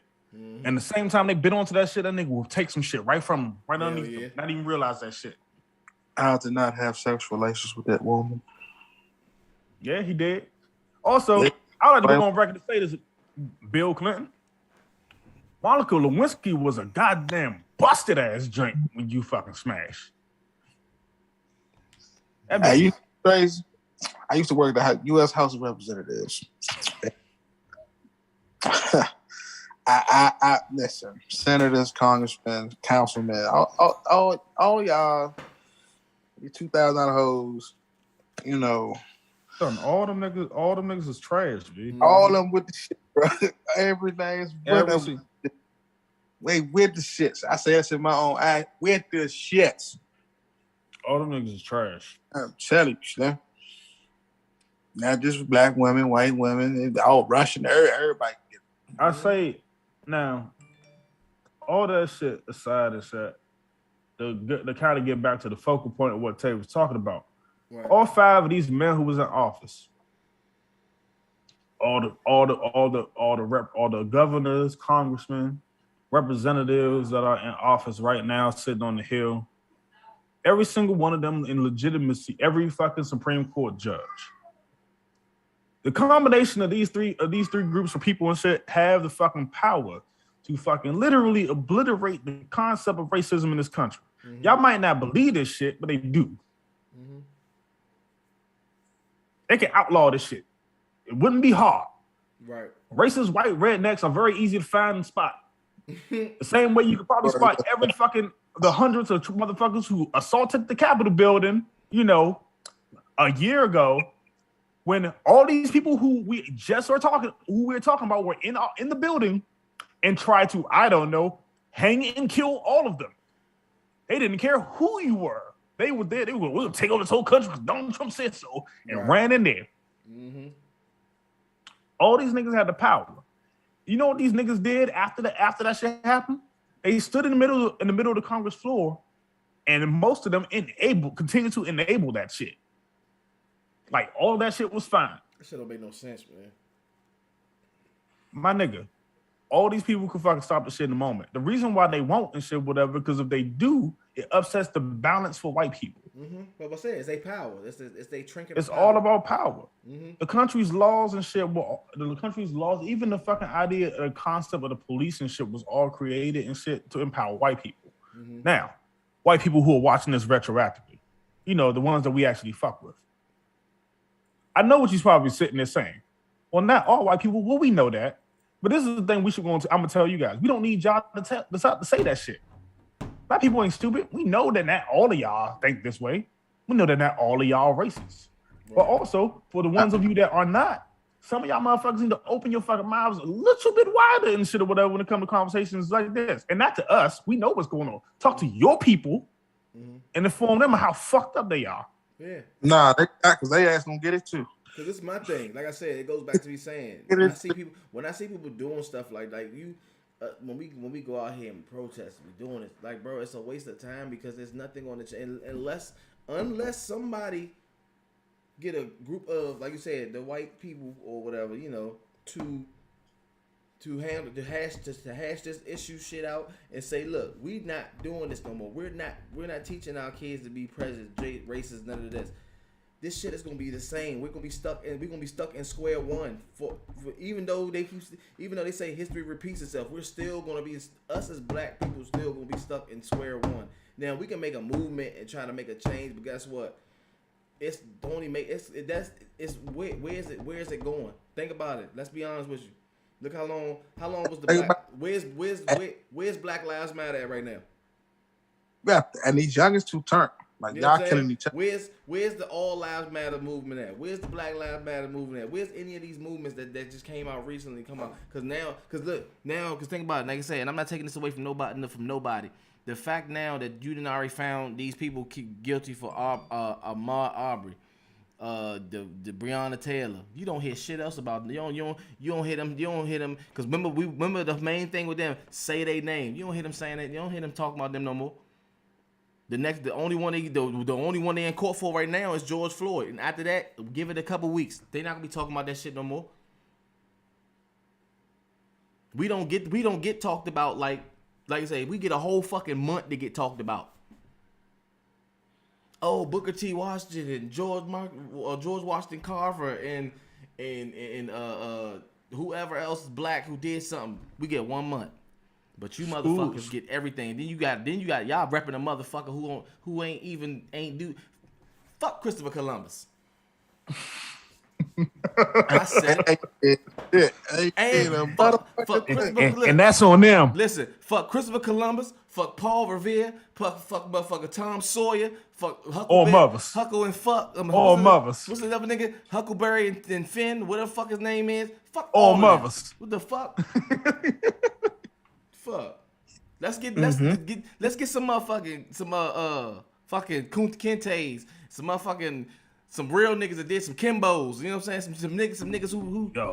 And let's stop fucking teaching them bullshit fucking history and shit. If we gonna be teaching kids history in school and shit, let's teach them teach them everything. Not the shit that a white man wrote in a book. Let's tell them the way that it actually was and how it went down. If you think about all the chapters on fucking segregation and shit, they kind of graze over that shit. Man, I guarantee right now. Well, I got a video that used to be on my old Facebook page, right? And it's brother named Muhammad. And I played this video for a lot of youngins, right? And I try to get them to understand how powerful you are as a young black man. You feel me? Like, in this video, this man tells you, like, what the definition of a racist is. Mm-hmm. He breaks this shit down thoroughly to a white man. Right? Now, if you pull this video up, like, I'm telling you can call my phone and be like, bruh, that nigga ain't said nothing wrong. And he told these white men, he said, look, black is the dominant. Whether you like it or not, in the color spectrum, Negro is the dominant.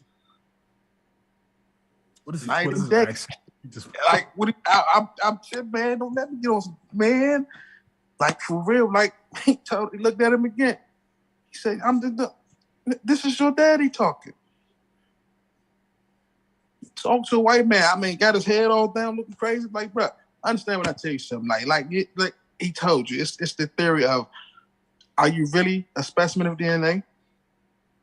Are these facts?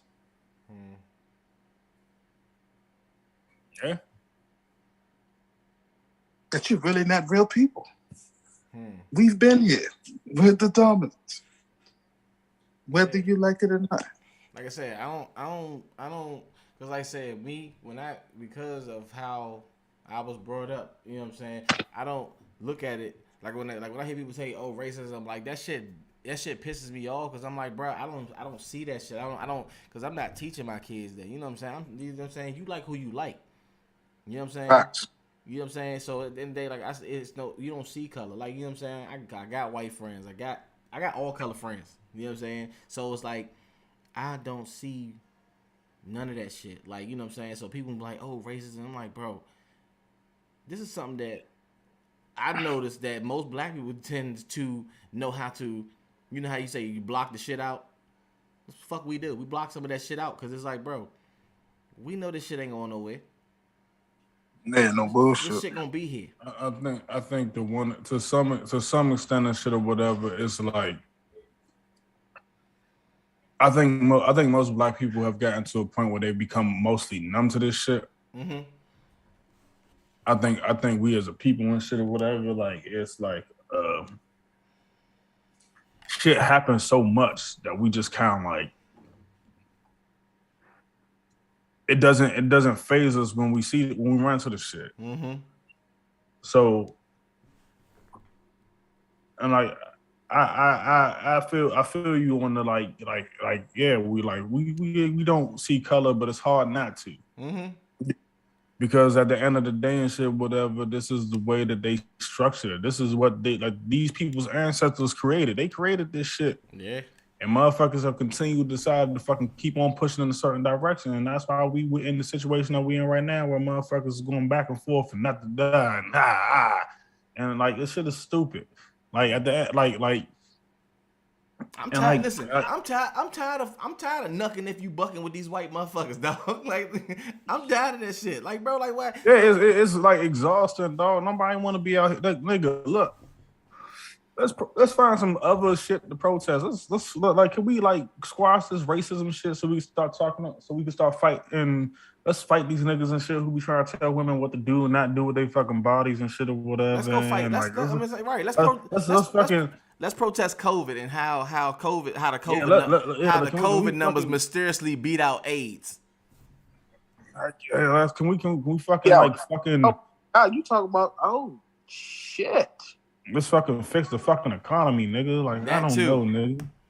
Like, let's fucking find jobs for niggas and shit or whatever. But can we please, for the love of God, just stop fucking being racism boils down to one thing: being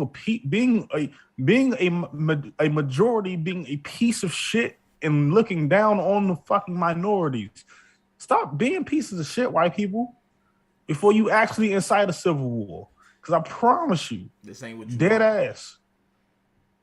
If you saw how this shit ended last time, didn't go your way, did it? Went horrible for you. Horrible. That's why y'all sitting there and y'all have to have your KKK meetings in the basement of Bobby's fucking house. Or in a barn. You're lost and you're fucked up. Talking about Bobby's house. Y'all try this shit again and shit or whatever, but y'all ain't gonna have to worry about none of that shit. There ain't gonna be too many of y'all left around to fucking have any type of beats. Nah, yeah, y'all play. We ain't rocking this time. Yeah, because we got it's a whole different breed of black nigga that's here now. Look, man. I got family members and shit, whatever. I got family members, friends that are Caucasian, so on and so forth. I love them to death, but some of their family members might be on the chopping block and shit, whatever it comes down to it.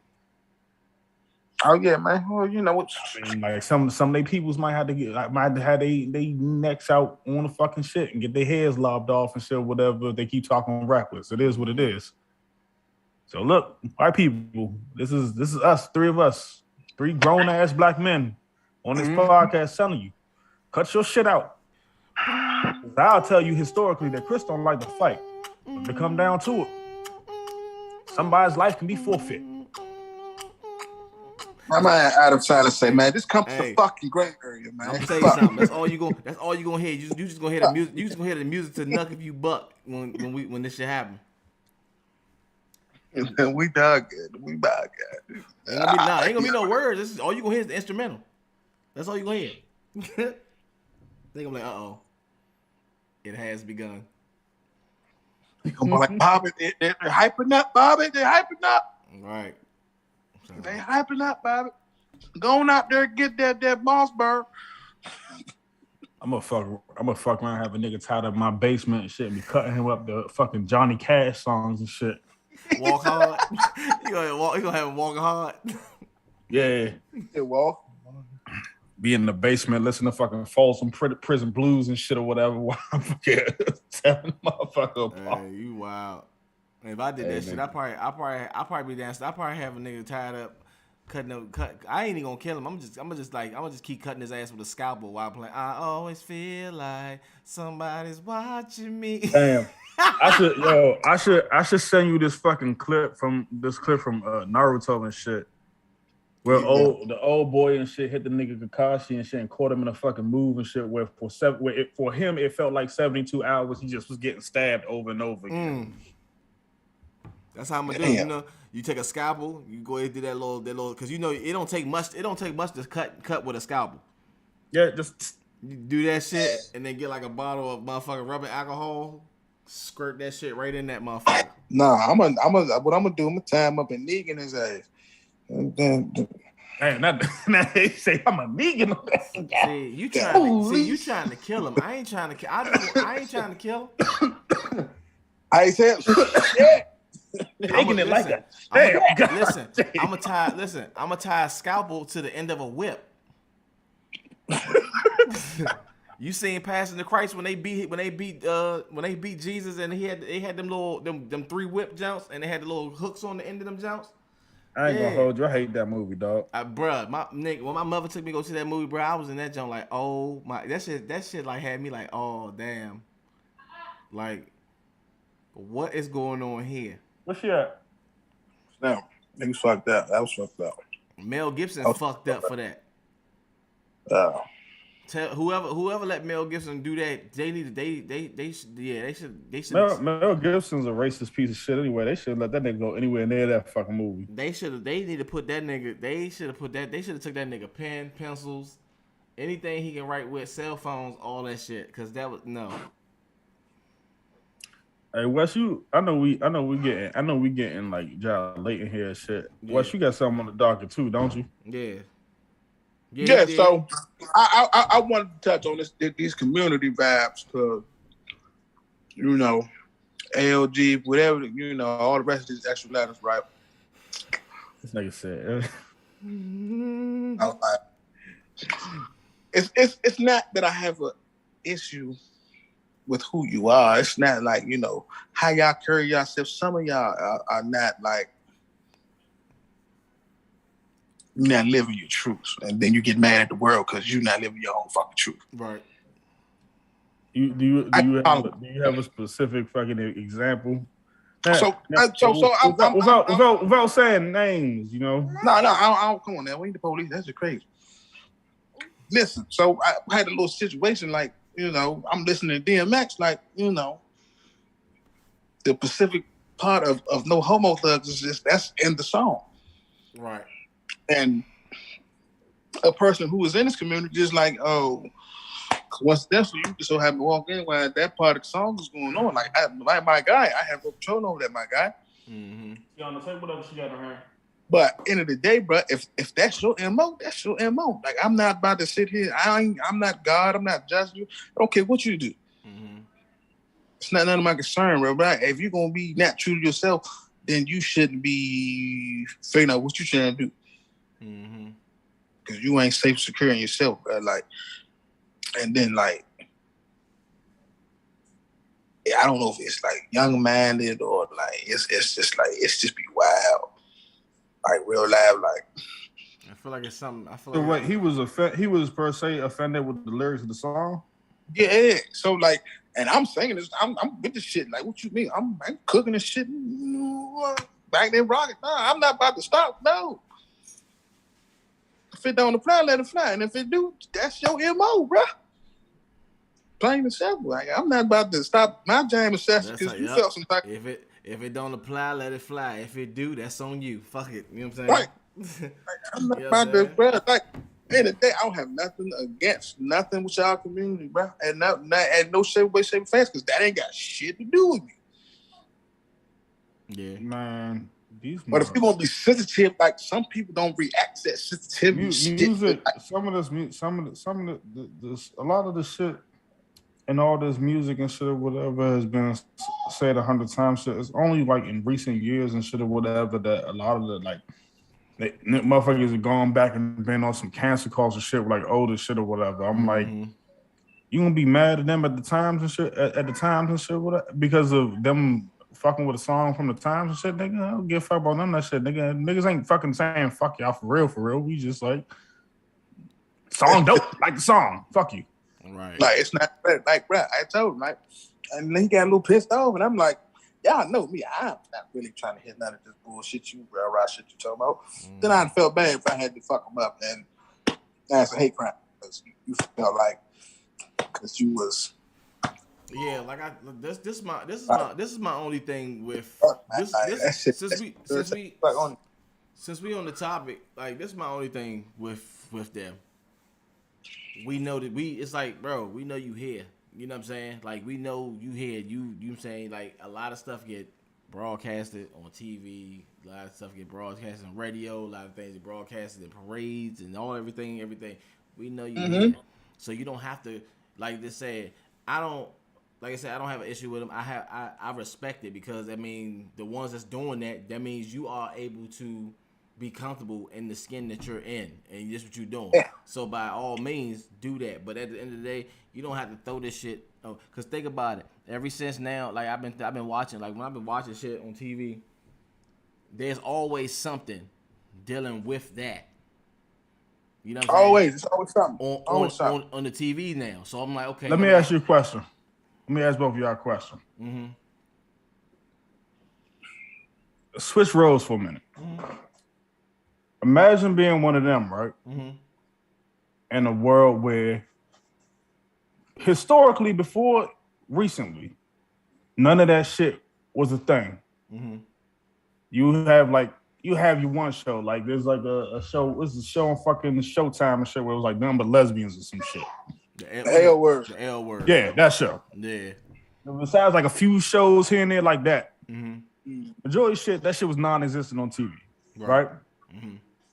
So like the fact, like so if you look at like when it comes like the like TV shit, the shit showing up in media and shit, whatever, it ain't no different than them being back then and shit, where they're probably looking at all the shit that was on TV and shit, and be like, I don't see no representation for us. It's like us black people and shit being like, oh, it ain't enough black people in fucking these movies and shit.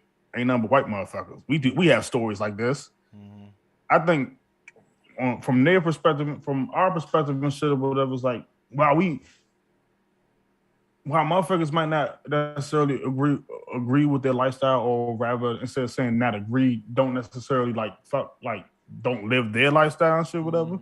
We can't be particularly upset or that every time we change channel and shit, whatever, we might come across some shit. No, I'm not upset with it when it comes to TV. Then when it does come to TV, what I'm upset is because of these.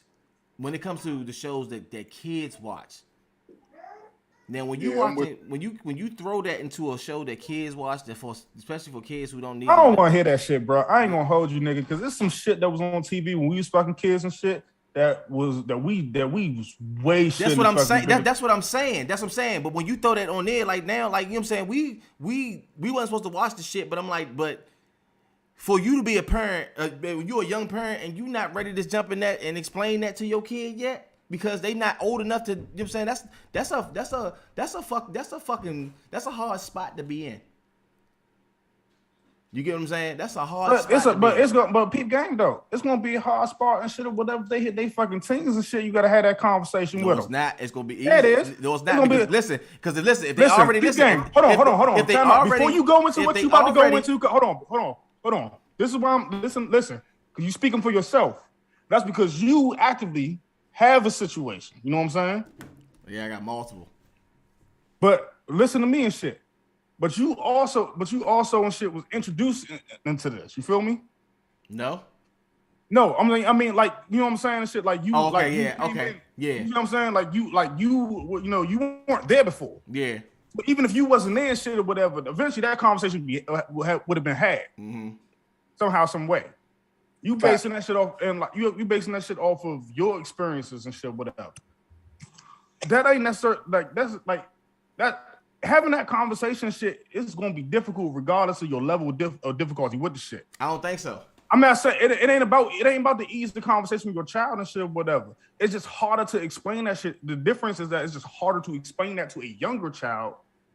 Right. That's what I'm saying. It's not about the difficulty, because if you have a good relationship with your kid and shit, whatever, the conversation will be whatever. The difference is having them understand the shit what you're trying to get across to them. Right. But when you got a little child that you have a little child, like, okay, you would that's like a kid, like you got the youngest out of all of us. Like Rissa and Yogi age. You got a child that young. And then they come to you and ask you you can't explain. They not gonna understand what that is, regardless if you explain. If you explain it to them, they not gonna understand what that is. But look, this is where I'm gonna caveat that for you. Fuck the TV shit, my nigga. Nigga, we don't control what the fuck happens the moment they leave out this house in the morning to go to school.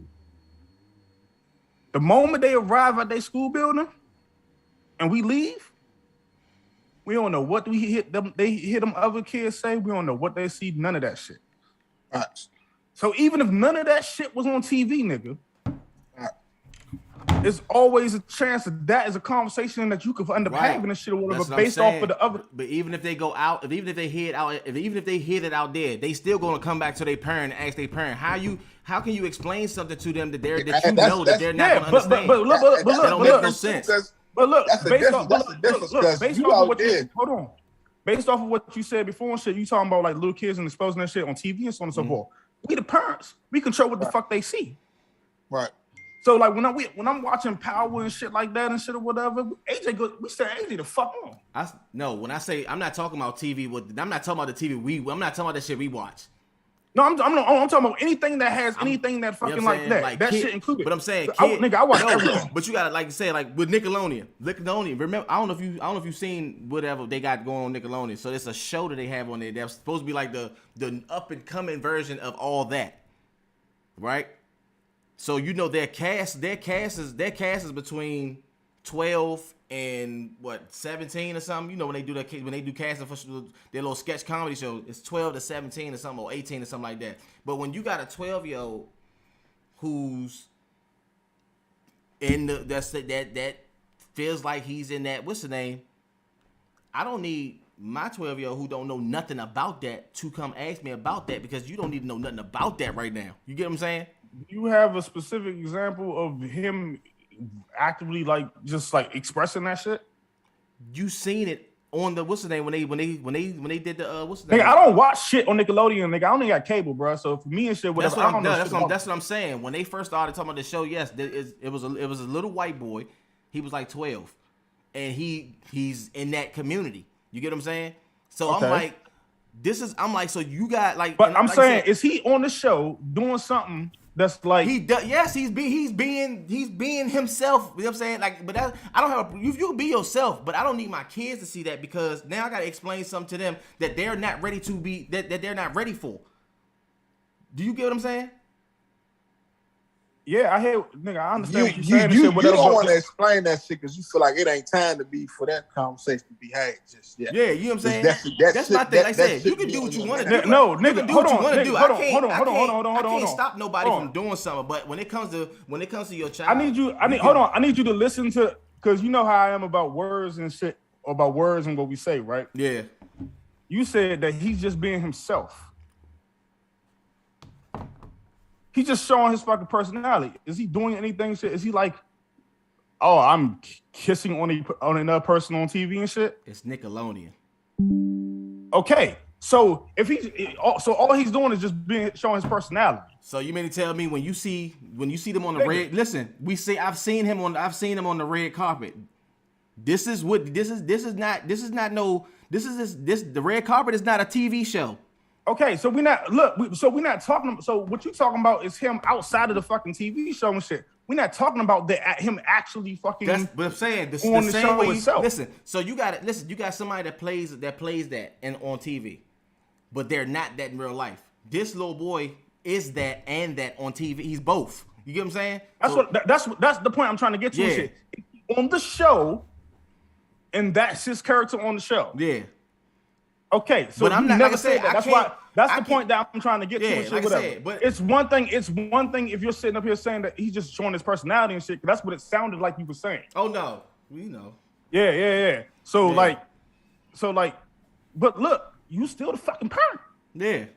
That's what I'm saying. But it's Control, like you know what I'm saying?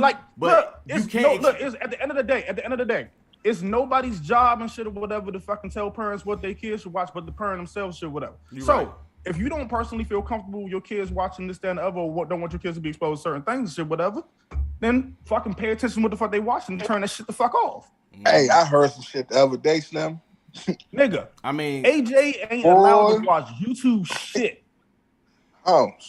I say, yeah, because I'm gonna have to snatch these phones. Like, 'cause I can just feel one of them walking right into a real situation. Like, The phone that AJ got, nigga, yeah. he cannot fucking touch that motherfucker unless he is fucking playing Roblox, in which we literally he has to play the shit in my fucking presence. yeah, I can dig it. That shit does not leave his house. He has a a little cheap ass rinky dink ass phone at work, and it only has 4 numbers in that motherfucker.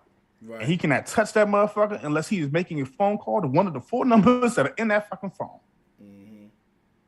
It's our job to control the narrative for our kids and shit, whatever. And I get Now, that. But I there's know a there's a that. point. But you- Now there's absolutely a point in time and shit, whatever. Especially when they get in their teens and shit, whatever. Where you got to level with them and be straight up.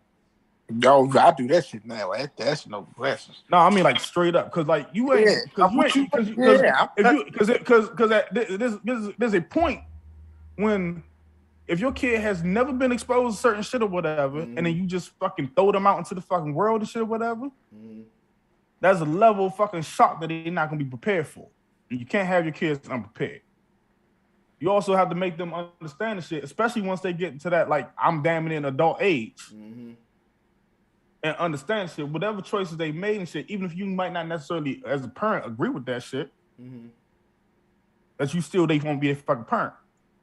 I know my daughter said some shit to me today, made me proud. I swear to God, like for real, like big sis on it. Like I ain't even gonna hold you. Like she said somebody was messing with Zoe at the playground, pushed her all off my fucking slide, woo. She said, I told the teacher looked at me like I was, and then I went over there, like, I said, okay. Like, I don't condone it with it, but you will hold your sisters down. Like, I don't know.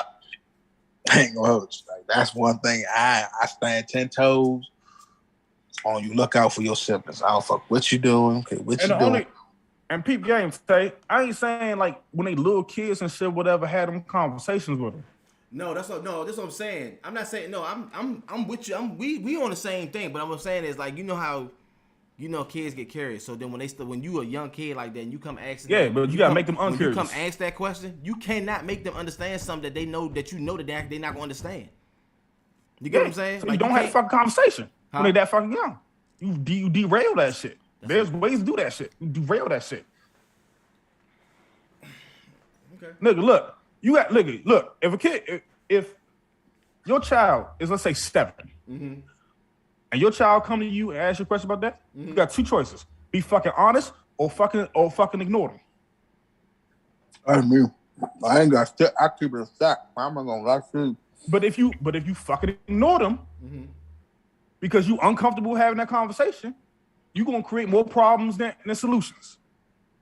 I keep that shit a stack, bro. I bullshit you. You are. I keep it a stack. You yourself just said children are curious, right? Yeah, they are.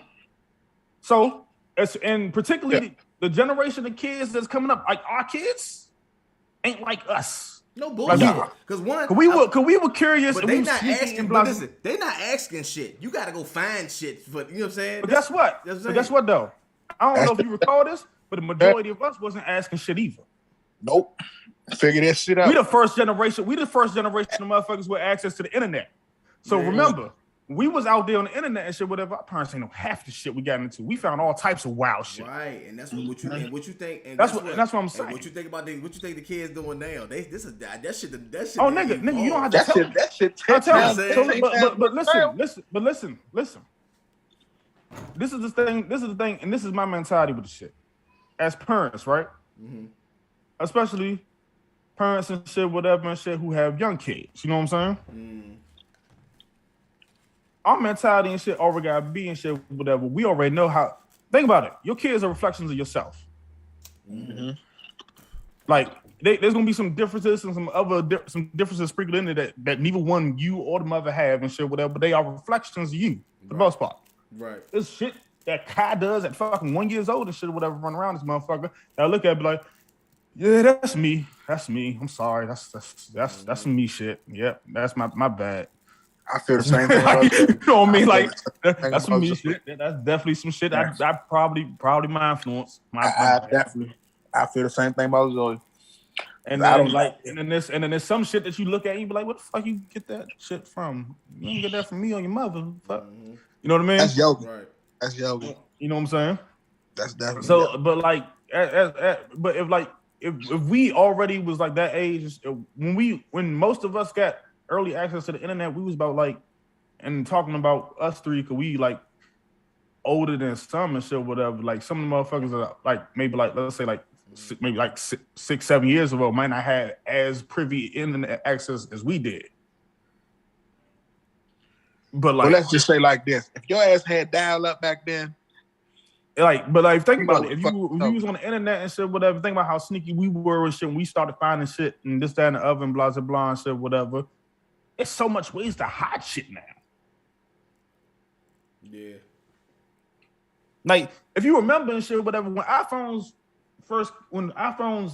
didn't have a dedicated, hey, this is a thing to lock your photos on your phone at first. Androids had that shit. Oh yeah, your goddaughter. iPhones had no way for you to do that. They just had to find an app to hide the type of shit you didn't want nobody else to see. Mm-hmm. Like Snapchat now literally has a fucking thing. If you look in fucking Snapchat, there's a literal thing says for your eyes only that they added like 2 years ago for them snaps you want nobody else to see. Mm-hmm. Oh, a guy like me, that. Like, nigga, I done gave this nigga ideas. So like, they got so many inventive ways for motherfuckers to have shit or whatever. So like, from a parent's perspective and shit, whatever. The moment you hand your kid, the moment you give your kid access to a computer, or you buy your kid a video game console and let them put on a headset, the moment you fucking hand them a cell phone, they immune to, right? You immediately gave them fucking access to whatever. Unless you could, it wasn't me, goddamn it, because I ain't. I'm just saying in general. Them fucking schools. them fucking. But even that shit though, like the fucking tablet that I don't know where the fuck that motherfucker at, but the tablet they said AJ home a tablet and shit. Mm-hmm. Like even the one that we bought for him when the pandemic shit started and shit or whatever, like we let him play on that motherfucker after he was done with school, that Zoom shit. We bought that shit just because of that shit. They wasn't giving the motherfuckers out for some reason. And like we just bought this shit. But like if like the moment they get their hand on any of the technology and shit, whatever, like we can't be around 24/7 and shit. All it takes is for them to get their hands on something, us to hear for them to hear some shit at school. They can never say the shit to us. And the moment one of them get a phone and shit or whatever, and we ain't around and shit, they think they being sneaky and shit. Mm-hmm. Let me look up big booty bitches. Hey, go ahead. I don't know what that is. And then their whole world is blown out of proportion. Right. But we gotta be prepared to have them conversations where we want to have them or not. Because if they come to us with some shit and we don't have a conversation with them, chances are they probably gonna be worse off at the end of the day than they were before. I've had that It's not the conversation. conversation. It's not about having the conversation. It's about. I've had that It's conversation about having once. a conversation with, and it's not just. No, I know what you're it's saying. not When they're me. young, that's what I'm saying to you. If they come to you at that age, Yeah, it's just. You I know what I'm saying? mean, you gonna have, it's gonna be tough, but you gonna have to find a way to find. Oh, I ain't gotta worry about that shit. I know you don't, nigga. That's why I'm looking at you like, nigga. Look, it's two motherfuckers sitting here right now, shit, who got young kids, bro. No, I'm just saying, like, it's just something wild, like, you know what I'm saying. But it's like you don't wanna be the type of parent to not let your kids, you know, experience watching TV or watching certain kids shows or whatever the hell, whatever it is on TV, because you know, or you be like, hey, go in there and watch TV. But then it's like, damn, you know all the shit that's on TV. You know this type of shit, you know what I'm saying? And if, like you said, you ain't around 24/7, so you gonna, you know what I'm saying, they probably being there, just click the fucking remote. I know for a fact. AJ fucking, no, look. I was fucking playing Grand Theft Auto way younger than I probably ever should have fucking touched the sticks. Oh, we all have. Oh, that's no different. But look, that's everybody. But also and shit, when around the time Vice City came out, I was like, what, early teens and shit or whatever. Yeah. My mother bought the shit for me for Christmas. My mother also understood that she knew her child. You know what I'm saying? Mm-hmm. You know what I'm saying? Yeah. You know what I'm saying? And that I could differentiate fucking reality from fucking fiction. I know for a fact when AJ go over his grandmother's house and he get around that nigga, that motherfucking shit be letting him fucking play everything, anything. Nigga, I don't even fucking like fucking kids in the fucking mic. If AJ got on his fucking headset, he playing fucking Fortnite, or he take his headset out and I hear motherfucking little kid curse that motherfucking drink. I mean, this little motherfucker on your friends list, give me that shit.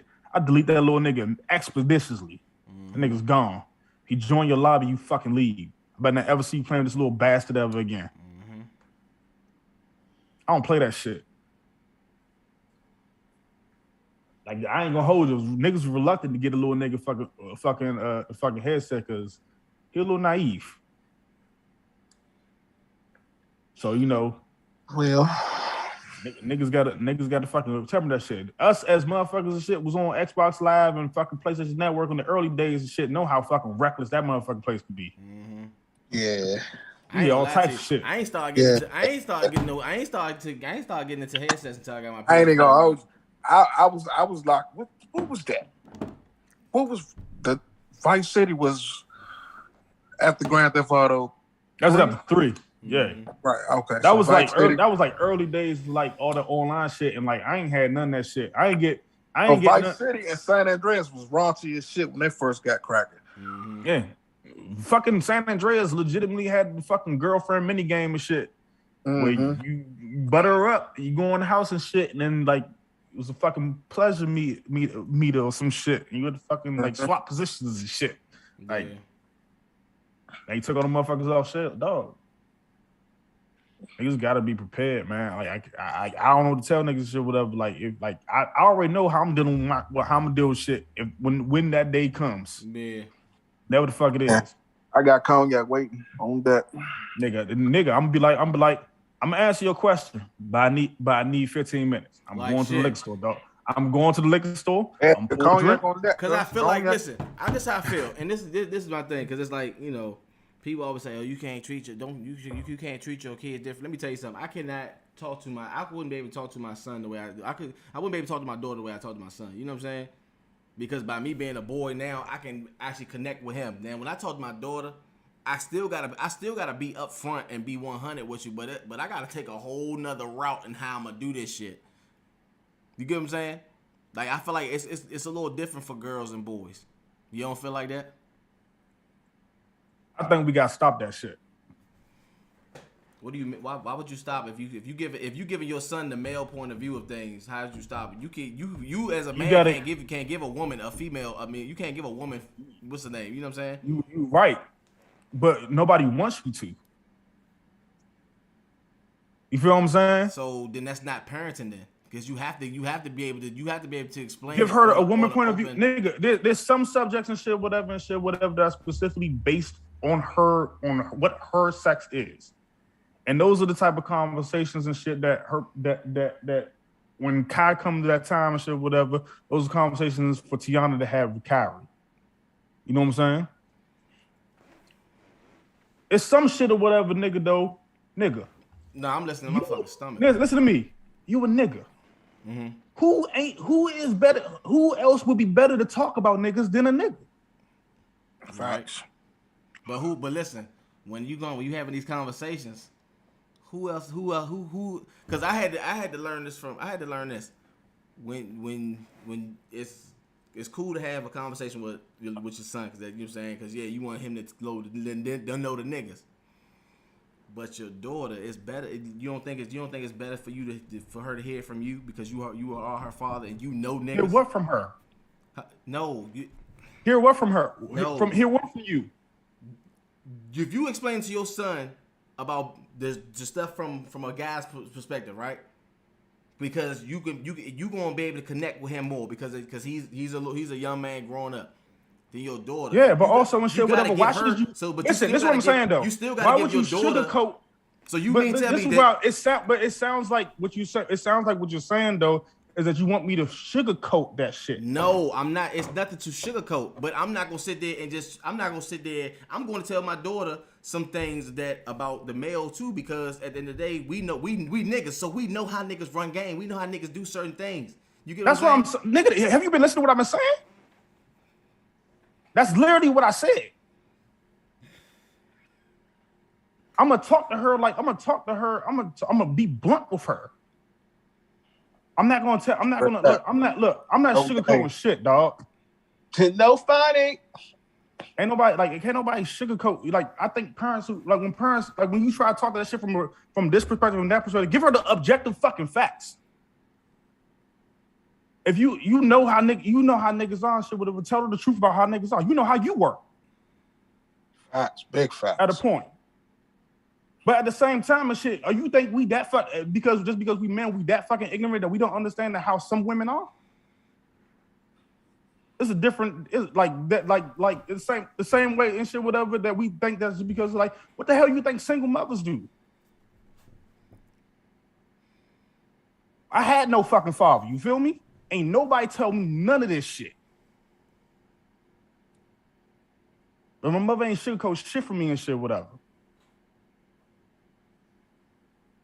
Look at how many of us and shit, whatever, who ain't had pops around and shit, and mom's is the only fucking line. Like how many fucking people out there and shit who dad's the only way around. How do you explain that shit to them? You feel what I'm saying? You gotta fucking find a way and shit, whatever. Maybe she more comfortable talking to you and shit, whatever, you than the other person. Mm-hmm. Maybe he's more comfortable talking to his mother than talking to you. Mm-hmm. You gotta spit that game however you gotta fucking find a way to explain shit to your kids. Mm-hmm. Yeah. That's sex shit. Like them being a girl and them being a boy and shit. Mm-hmm. Can a mother probably be able to explain and connect certain things to their daughter better? Mm-hmm. Absolutely. Mm-hmm. But their father be able to connect shit to their son and shit a little bit better on certain subjects? Absolutely. Mm-hmm. But maybe that son don't want to talk to their father. Right. Maybe that daughter don't want to talk to their mother. So then you in a unique position where you gotta fucking find a way to fucking explain that shit to them and shit, whatever, because you don't got no choice now. I had that conversation once because I definitely had some cognac on deck, and like got knee deep. I ain't even gonna hold you, son. We was talking about that shit knee deep, son. And you got to, because at the end of the day and shit, whatever, just basing the conversation based on the fact that like I'm not gonna have certain conversations with my daughter and shit because I'm a dude and shit and this, that, and the other and shit, whatever. Nigga, the streets don't give a fuck what she is. Right. Not the fuck the way I used to be. No. The streets don't give a fuck. Like the streets don't give a fuck about none of No that shit. mercy. They ain't got no name. Like for so, nobody.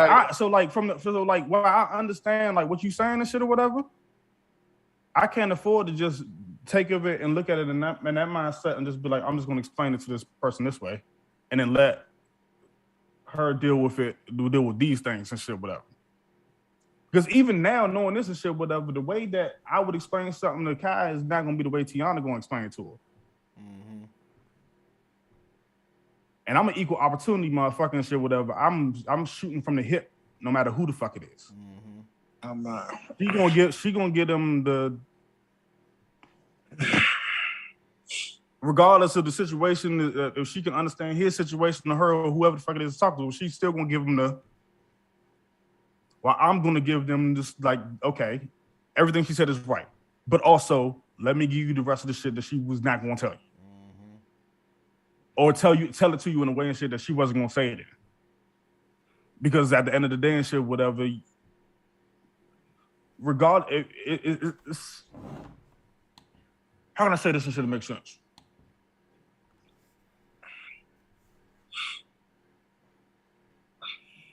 Even if I can't relate to my daughter and shit because I'm not a girl and she on certain shit or whatever, me letting her talk to her mother doesn't necessarily mean and shit or whatever, even though her mother can relate to her for being a girl, necessarily mean that she can completely understand that shit.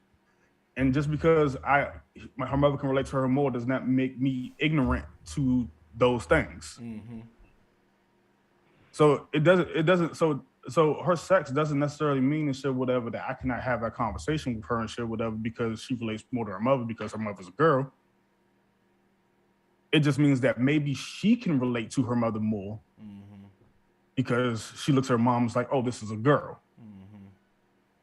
But there might be a situation where she's not comfortable talking to her mother. Right. And if you have a child like that, and shit, if you have a child that comes like that, it's like I'm not talking to my mom about these type of things and blah blah blah blah blah. Then what? Some of us grew up in situations where us and our siblings and shit didn't feel comfortable talking to our mother about shit, so we had to learn shit the hard way. Right. And if Kai decided that she was gonna come to me and talk about me some shit that probably like a woman would relate to her more on and shit whatever, but she felt more comfortable talking to me about that shit whatever. The fuck am I gonna do? Sit there, look at her, and be like, "Go to your mother," just because I'm uncomfortable? Then that shit ain't gonna give you the desired effect. She's gonna be her mother and shit, but she gonna skim around the bullshit that she's trying to ask or find out about, but she ain't comfortable. Fuck that. We getting knee deep. Fuck that. So if you come to me and shit whatever, regardless of how I fucking feel, if I'm comfortable or not, I'm gonna have to shoot. But she got to know. It don't matter how I fucking feel at that point. Take a fucking shot, roll a fucking blunt, and explain that shit as best as possible. That's exactly what I did. Make sure I don't make no missteps. Right.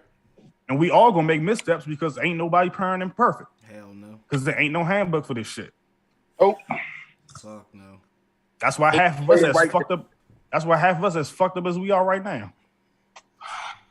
No way. Yeah, there ain't gonna never be no book to this shit.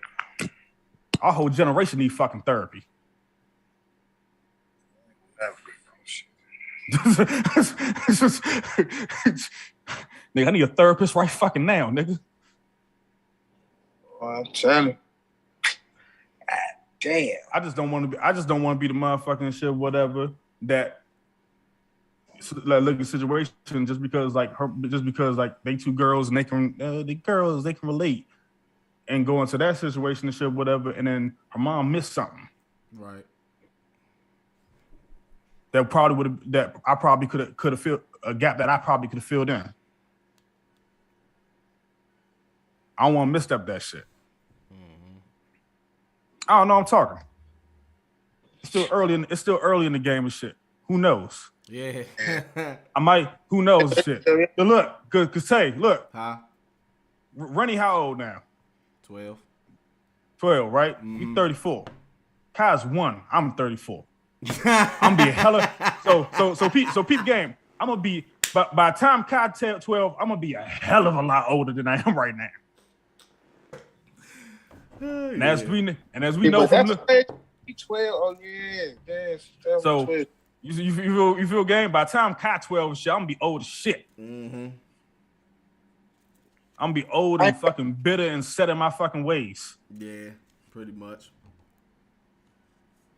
I hope not. I'm hoping I'm still just as flexible as I am right now. You Well, stupid. fuck. You stupid as shit. I mean, it's the truth, nigga. Yeah, I'm with you. I'm just trying to make sure and shit. My kids more sane than I am and shit by the time they 34. Yeah. Shit. Are you fucking smoking? You rolling up CBD, nigga? Cool. Nah, I'm cleaning out my fucking controller. I was I was doing that earlier. Oh, you look. All I saw was the bottom half of your hand. I saw you. Speaking of Nah. So look, you know how they got the little shits on the controller and shit. I was just cleaning that shit out. I was confused. I was like, is this nigga fucking rolling up? Hi, I see you. Nah. But oh shit. But yeah. That's all. I mean, that's pretty much because they say some people need to understand it of shit, and I ain't gonna lie, I'm one of them. I be needing to understand the certain shit, so it just be like, you know what I'm saying. But I mean, it is what it is. This shit is fucking the fucking fucked up Sodom and Gomorrah we live in. I ain't gonna hold you. I'm kind of glad that our boy and shit wasn't here for this conversation, shit, whatever. Because I don't feel like he could have added anything to this shit. Cool. Two slices, man. Oh hell no, he'd have been sitting there. I Like, feel like that nigga couldn't have added a goddamn thing to hey, any he'd of been this looking shit. left and right to the screens like. Oh, okay. But what about Juice? Shut the fuck up. This ain't about you. Your little nigga. Love that nigga, man. Your little nigga ain't even won yet, so you can't even talk about nothing. How old is Juice? 32? Yeah. Nigga, when Kai turned 12. I'm about to say, when is his birthday? Do we know? Oh, as a matter of fact, I think Kai did turn one. I know. Yeah, Kai already won. Kai about to be 2. Yeah. But I think his birthday. But he not one yet though. He not? His son isn't one yet. But also, I don't know when his birthday is. Don't nobody know when that nigga was born. I don't know when the hell that little nigga was born. you gotta tell him it popped up. This little great Nigga. He was born. That's what I know. He was born in the laboratory, and you know what I'm saying. We don't know. I don't know. You know that nigga got horrible habit of not telling his niggas shit. Yeah, right. I hope you watch this episode later on, nigga, and reflect on your bad ways. Oh, nigga, hey man. Nigga, we your mans, motherfucker. You better open up, goddammit. Yeah, we love you, bro. Of course, my guy. Nah, What the fuck is that nigga passed some He months on ago. big packs. Cause that nigga was like 9-10 months, like a good 3-4 months ago. So that nigga, he almost won. His birthday must be. I think his birthday might be coming up. Birthday must be by that math, nigga. His birthday got to be this month. Oh, you know what? I think his birthday is this month, if I'm not mistaken. It's either this month or next month. I don't know. I don't lie. I don't know, nigga. Yeah, I don't know. I don't know. Maybe we'll ask the nigga the next time we can talk. We can get a hold of this motherfucker. Mm-hmm. Y'all ain't talk to him? We talked Every to him time we earlier. talk about He this was nigga, gonna this hop on nigga the wants to talk game, about but Apex. He started playing with the B list. That nigga all day today, this nigga said, yeah, man, I'm gonna be on the PEX when I get home. Want me to get on the PEX and shit. I did. Now, when me, you, and y'all and Tiana got finished playing when I went to go eat, no, when me and you finished playing before Tiana joined us. Earlier, yeah. And I went to go eat and shit for that little bit. Mm-hmm. When I left the party and shit and went back, like when I separated from you and shit, Yeah. an invitation from this nigga did pop up. And I don't know if that nigga sent that shit before, after, or whenever the fuck he sent that shit. But also and shit, he know I don't like playing with half of them niggas he be playing with. Yeah. Cause some of the people he be meeting just get on my damn nerves. Like the one nigga that used to be a teacher, he get on my nerves. Lucy got on my fucking nerves. I told man that little bitch Lucy and shit can fucking eat a dick, man. I hated that little fucking crackhead bitch. Oh, I used to I used to be on there. She's like, hold on, Jew, let me hit my bowl, and you hear the baby in the background. Like, nigga, your child, you hit the bowl right there. Son, have you seen a picture of this bitch? Nah, I haven't. Dog. I saw a picture. This bitch like a crackhead, B. She's like a redneck country. Where you get the picture? Where you get the picture from? He was showing me. He was over here one time. He trying to get that. No, he did. He definitely He was over here. No, I ain't seen that type of picture of that bitch. I just seen what the bitch looked like. Oh. Because I asked him. I said, what? I said, do you even know this? He was like, yeah, man. She hit me. She sent me this shit on Facebook, and I was like, what does this bitch even look like? And he showed me her fucking profile picture or some shit. I was like, oh. Hey, yeah, she whips up moonshine in her backyard, nigga. Dead ass. Like dead ass. Hey, yo. Her voice annoys me and shit. And I was like, and then like the way this nigga Julius be fucking talking with this bitch, I was like, Jew, I'll say, hey, Jew, you gonna keep playing this shit, whatever. Yeah, you gonna find yourself in a weird cut situation.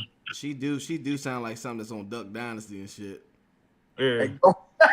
That nigga gonna find himself in West Virginia talking about something visiting a friend. They gonna shout that nigga up. Man, he gonna be in the mountains. Stop messing with these. Hey, better stop befriending these random motherfuckers on the internet. He gonna be in the fucking mountains with them inbreds. He better chill out. It is two niggas that I met via the game, like, and I ain't talking about local motherfuckers. I'm talking about motherfuckers who live at a distance. There's two motherfuckers who I met, who I've been friends with on the sticks and shit. There's a white nigga named Tom who live in West Virginia, of all fucking places. Right. And this nigga live up in Philly named Chug, Spanish nigga. Yeah.